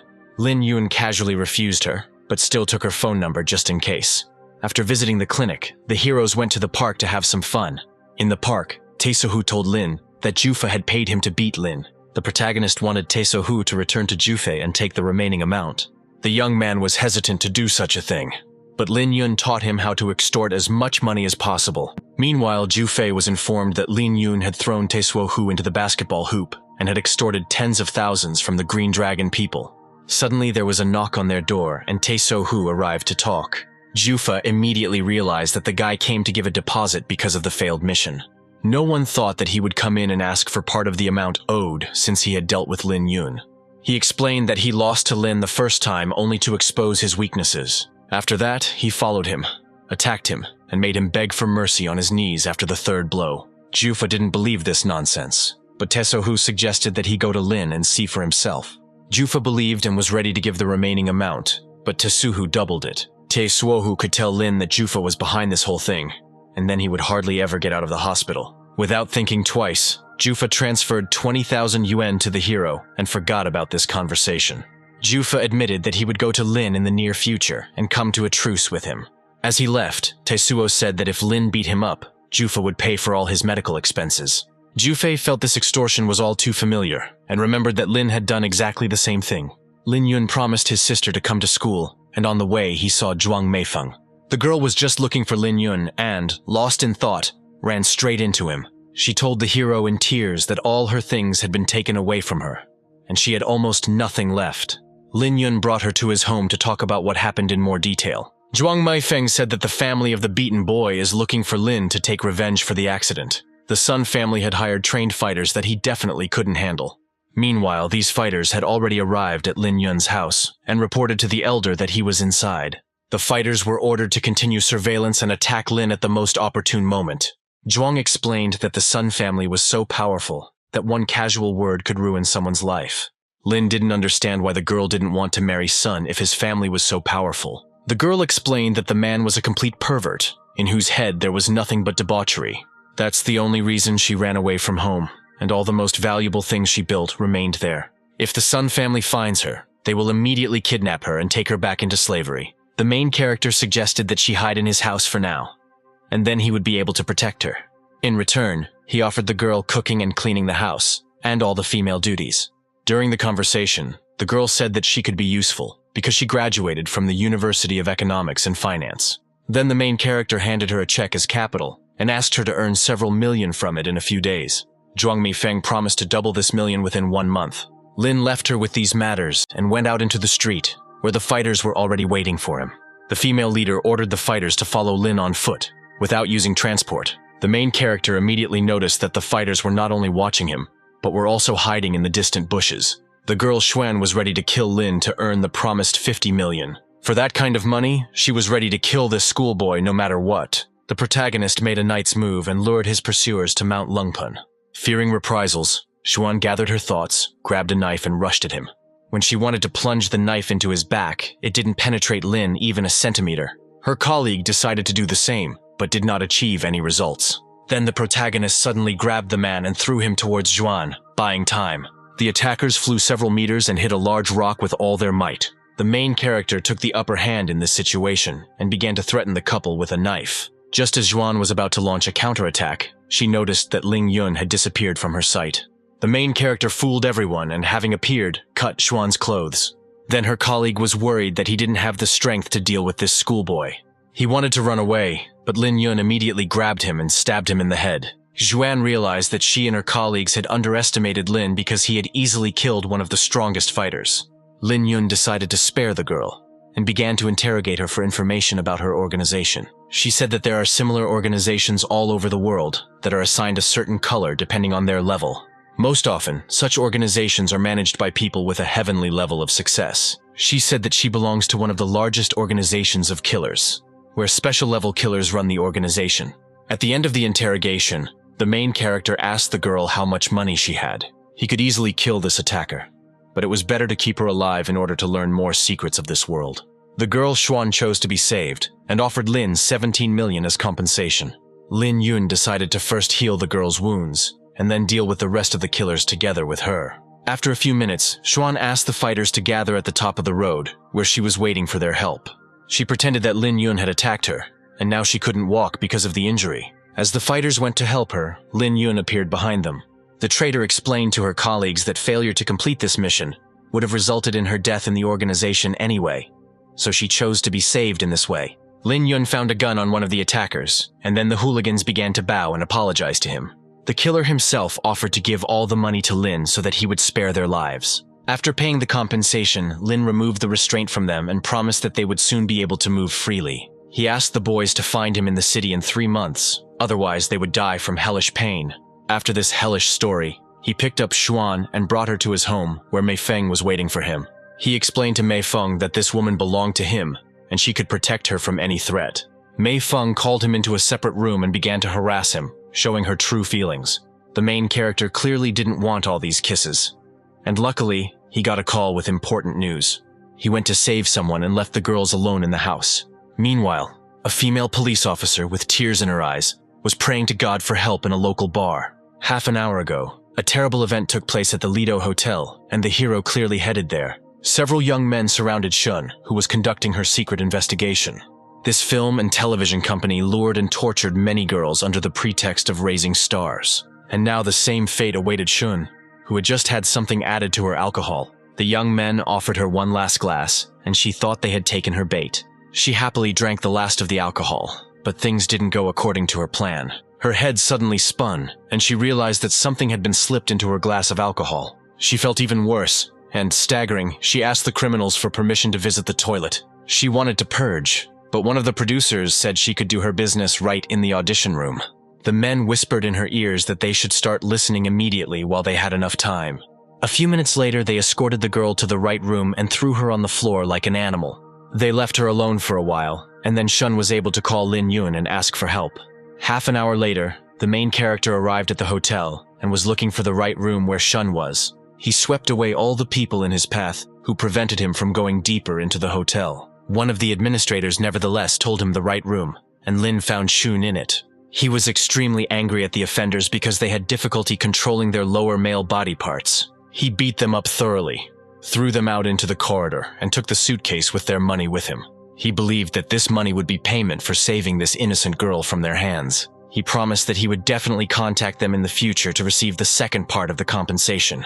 At this time, in his house, two girls were completely alone and silently looked at each other. Zhen explained to Zhuang that she had no plans for Lin, as he was simply her master. Mei Feng trusted Zhuan because she would be comfortable living with at least one girl. Suddenly, the door opened, and everyone was shocked because Lin brought another girl on his back. He asked his girlfriends to help him get acupuncture for drug intoxication. Shun's sounds seemed too exciting to Zhuang Mei Feng, and she could hardly restrain herself. After the miraculous rescue, Lin decided to rest, and then Zhuang sat on his lap. She confessed her feelings to him, and it was the first time someone had said that to Lin after he came to this world. They were interrupted by Zhuan, who reported that the woman in the bedroom had woken up and wanted to talk to Lin alone. When Lin came to Shun, she confessed that she liked Lin very much. She explained her behavior by saying that, in accordance with her profession, she went to the bar to find evidence of a crime. Lin didn't understand how a person who couldn't protect himself wanted to protect others. If Lin didn't know how to use the needle technique, he would have used an intimate method to save Shun. Shun said that she was ready to do dirty deeds with Lin that evening. At the moment she was drugged, she promised herself that if she had sex that evening, it would only be with Lin. As of today, she is completely pure, and she would like her first time to be with Lin Yun. She confessed her sympathy to Lin with particular warmth, and the hero did not know what to do with two girls at once. Their embrace was interrupted by the appearance of Zhuan, who was furious at what was happening. She asked Lin Yun to go out and talk to this flirtatious girl face to face. Shun was curious to know what the relationship was between the two. When the girls were alone, they began to talk about Lin and the stories of how they met. Shun made up a story that Lin was her husband, whom she loved madly. Despite Lin's young age, they had already recognized each other, and so he allowed her to live under his roof. She hoped that after such stories, Shun would forget about Lin and stop pursuing him. The next day, the main character returned home after another night training. On the table, he saw a pink letter that was addressed to him. In the letter, Shun said that she was going to leave this city and leave Lin alone with his thoughts. The main character was offended because Shun was the first girl he met after he came to this earth. That same morning, Teng Meng and Tai Sohu arrived to visit Lin. They were met by two unfamiliar girls who were happy to meet him. Hearing the name Zhuang Mei Feng, Teng guessed that she might be Zhuang Meiqi's sister. The main character gathered his friends to ask where the film company might be located. The Tiso Hu gang wanted the film company to pay them protection money, but they were warned in time not to get involved with these scumbags. Teng Meng heard his father mention that this film company was based in the capital and operated under the banner of cultivating stars. The main character learned from his friends that this company is engaged in the supply of women to the capital's big shots. Lin Yun promised himself that he would go to the film and television company with his friends and put a fat end to their careers. Suddenly, Tae So-hu became more powerful and much more courageous. He believed that he had to suppress the enemy with his aura in order to collect the required amount. Upon arriving at the film company, Tae So-hu informed their receptionist that they had kidnapped his girlfriend and ruined her life. The company director came out to him and wanted to sort this issue out peacefully. The director assured the guests that his film company was legal and that they had no problems. The director decided to look into everything thoroughly and invited the guests to go to his office. While everyone was walking into the office, he asked his assistant to call as many people as possible. This whisper was heard by the main characters, who immediately became enraged and attacked the director. The director assumed that these were the personal tricks of his subordinates. He couldn't believe that his company's practice was true. If this case is handed over to the Big Eye, the capital side will definitely shift all the blame onto him, and then his life will be completely over. Tae-so-hu offered the company to pay his girlfriend for emotional damages, physical injury, and loss of virginity. At that time, the workers were absolutely sure that this guy had come to blackmail them. The director offered a sum of 30,000, and Tae-so-hu immediately threw him to the floor, naming a sum of 30 million. Suddenly, the office doors opened, and a group of serious people entered. Neither the protagonist nor Tang Meng had any doubt that they would be able to defeat these guys. The gang leader looked around the room and told his subordinates that something was wrong. Lin Yun promised those who entered that once they saw the blood, they would be willing to pay money. Tang Meng decided to reprimand Lin for not allowing him to prove himself and extort funds. The protagonist told his friend that in this situation it was necessary to give the main role to Tae-so-hu. The guy dealt well with all the fighters attacking him and threw them into all the walls. The main character hasn't seen Tae-so-hu for only a few days, but he has already become so strong. After beating up all the hooligans, Tae-hu reprimanded the director for sending people to destroy him. The director and his secretary fell to their knees and began to apologize to Tae-so-hu, talking about compensation. After lengthy negotiations, the company transferred 50 million to Tae-so-hu's account. The protagonist demanded that the director write a promissory note, according to which the television company would be transferred to Lin if she did not pay the remaining money. He also promised that if the company continued to engage in bad behavior in the future, it would not be able to get away with monetary compensation. After visiting the TV company, the main character announced to his comrades that he now had enough money to buy a villa. He went with them to a cottage village where there were beautiful villas. Tang Meng was against the purchase, as the boss's money might not be enough, but Tae-so-hu was in favor of the villa idea. They were stopped by a lady who informed them that proof of ownership was required to visit the villas. This means that the heroes must have at least 50 million in savings in their accounts. Lin Yun then asked them to check his card, and after checking, the girls greeted the guests. Tang Meng and Ling Yun had their eye on one of the most expensive mansions, and the protagonist immediately purchased it for himself. Before buying, he decided to contact Chi Chong, who has connections to get a discount on the purchase of the house. After the first villa, Lin Yun decided to buy a second villa, and this made Tang Meng angry. The main character told his comrades that he had 80 million, and all the guys were stunned. Meanwhile, a neighbor informed Lin's mother that their building would soon be demolished. She was glad that she would have a place to live because her son bought her a 3-room apartment in the city. She was sorry that her aunt would not be able to work after the clinic was demolished and feed 2 children. Lin's mother promised that she would work hard and be able to survive even in these difficult times. Deep down, she knew that she had too much suffering to endure, and she was slowly preparing herself for it. Then an expensive yellow car pulled up to the clinic, and Lin Yun and his friends got out. The mother reproached her son for returning without warning, and Lin said that he had prepared a surprise for her. He was especially happy to tell his mother that he had brought this luxurious yellow car for her. The mother did not react to this news in any way, but the neighbor was drooling with envy. In addition, Lin Yun informed his beloved mother that he had bought 2 villas by the bay for her. He handed her 2 keys, and the woman herself had to choose which villa she would live in for the rest of her life. Lin's friends didn't understand why his mother wasn't surprised at all when she heard about the luxury car and villas. The mother's face changed dramatically and asked her son to go inside for a minute to have a serious talk. She easily accepted that her son could be a hooligan and extort money from passers-by. It was important to her that he had a steady source of income that would allow him to not worry about anything in the future. The son admitted that he plans to open a clinic in the city center in the near future and save people's lives. The aunt was worried that there would be no one to look after the clinic and asked if there was a suitable person for the role of nurse. Lin Yun remembered the girl from the clinic who left him a phone number to contact him. Overhearing the conversation, Tang Meng told Lin that he could not open a clinic without a medical license. Then the protagonist realized that he could get a license thanks to Meng Ning and her grandfather Shu. He suggested that Tang Meng take Yao Rou's girlfriend, while he himself wanted to return to school with Meng Ning. Before leaving, he asked Tae-so-hu to train even harder to become much stronger. Tang Meng didn't know who they were talking about and made inquiries that it was a nurse from a nearby clinic. He approached the girl with insolence, and she was seriously frightened by his serious appearance. When Teng Meng introduced himself as Lin's friend, the girl was upset that her lover would not come to the meeting. Ten said that the boss asked him to pick her up and bring her home to him. Deep down, the guy was offended that the opposite sex was only attracted to Lin Yun. Fortunately, in Teng Meng's heart there was only Ming Lin, who was different from all the girls in her open and pure soul. Teng Meng and his new friend arrived at the school, where they were accidentally met by Lin and Meng Ning. From the looks between Meng Ning and Yao Ru, it was clear that hostility had immediately formed between them. Meng Ning decided to take the initiative into her own hands and invited Lin Yun to karaoke for a show, bribing him with his medical license. At karaoke, the girl seriously proposed to Lin that he become her real boyfriend forever. The main character promised her that they would definitely be together in the future, but for now, he needed to think about his studies. 5 hours later, the main character finally got rid of the annoying girl and noticed that Yao was waiting for him.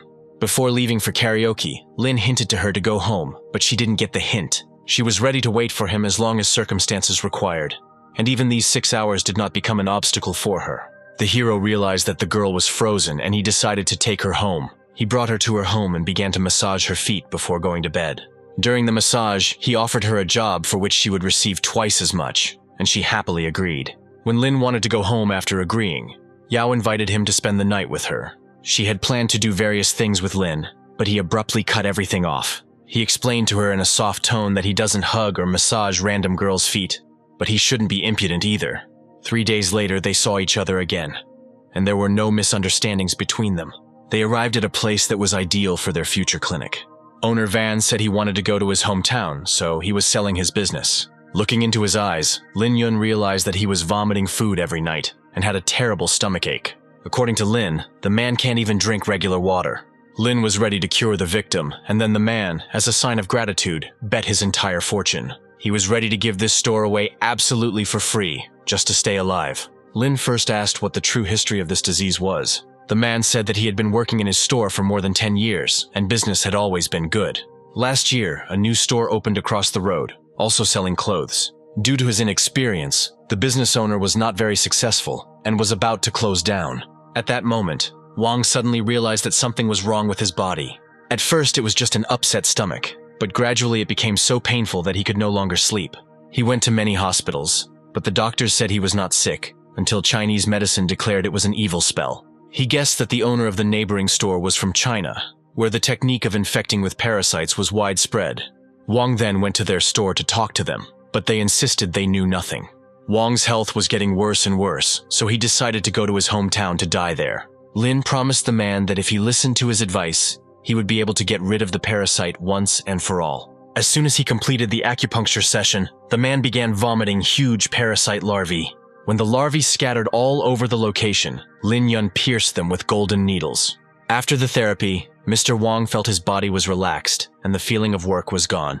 Unexpectedly, the culprits showed up as soon as the parasites were removed from the man's body. They yelled at the school children and asked them to mind their own business. They launched several parasites towards Lin, but the protagonist immediately fought them off with needles. Then the gang leader realized that it was Lin who helped Wang destroy all the parasites. He accused the hero of breaking the rules of the world and at the same time launched a new batch of parasites into him. The absolutely calm protagonist released the golden needles from his hands. It was strange, but the parasites were able to fly around the needles without getting hurt by them.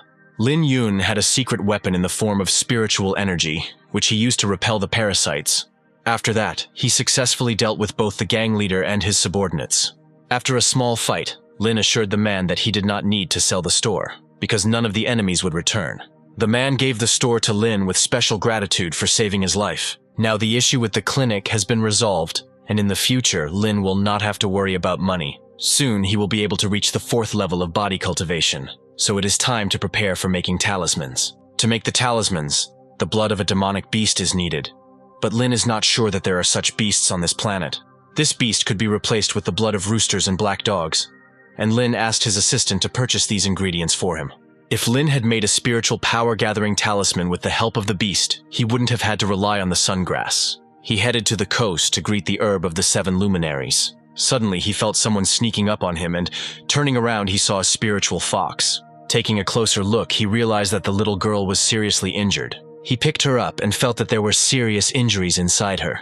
He inserted 1 golden needle into the animal and the fox immediately came to its senses. Suddenly, the fox became nervous and pulled Lin somewhere to the side.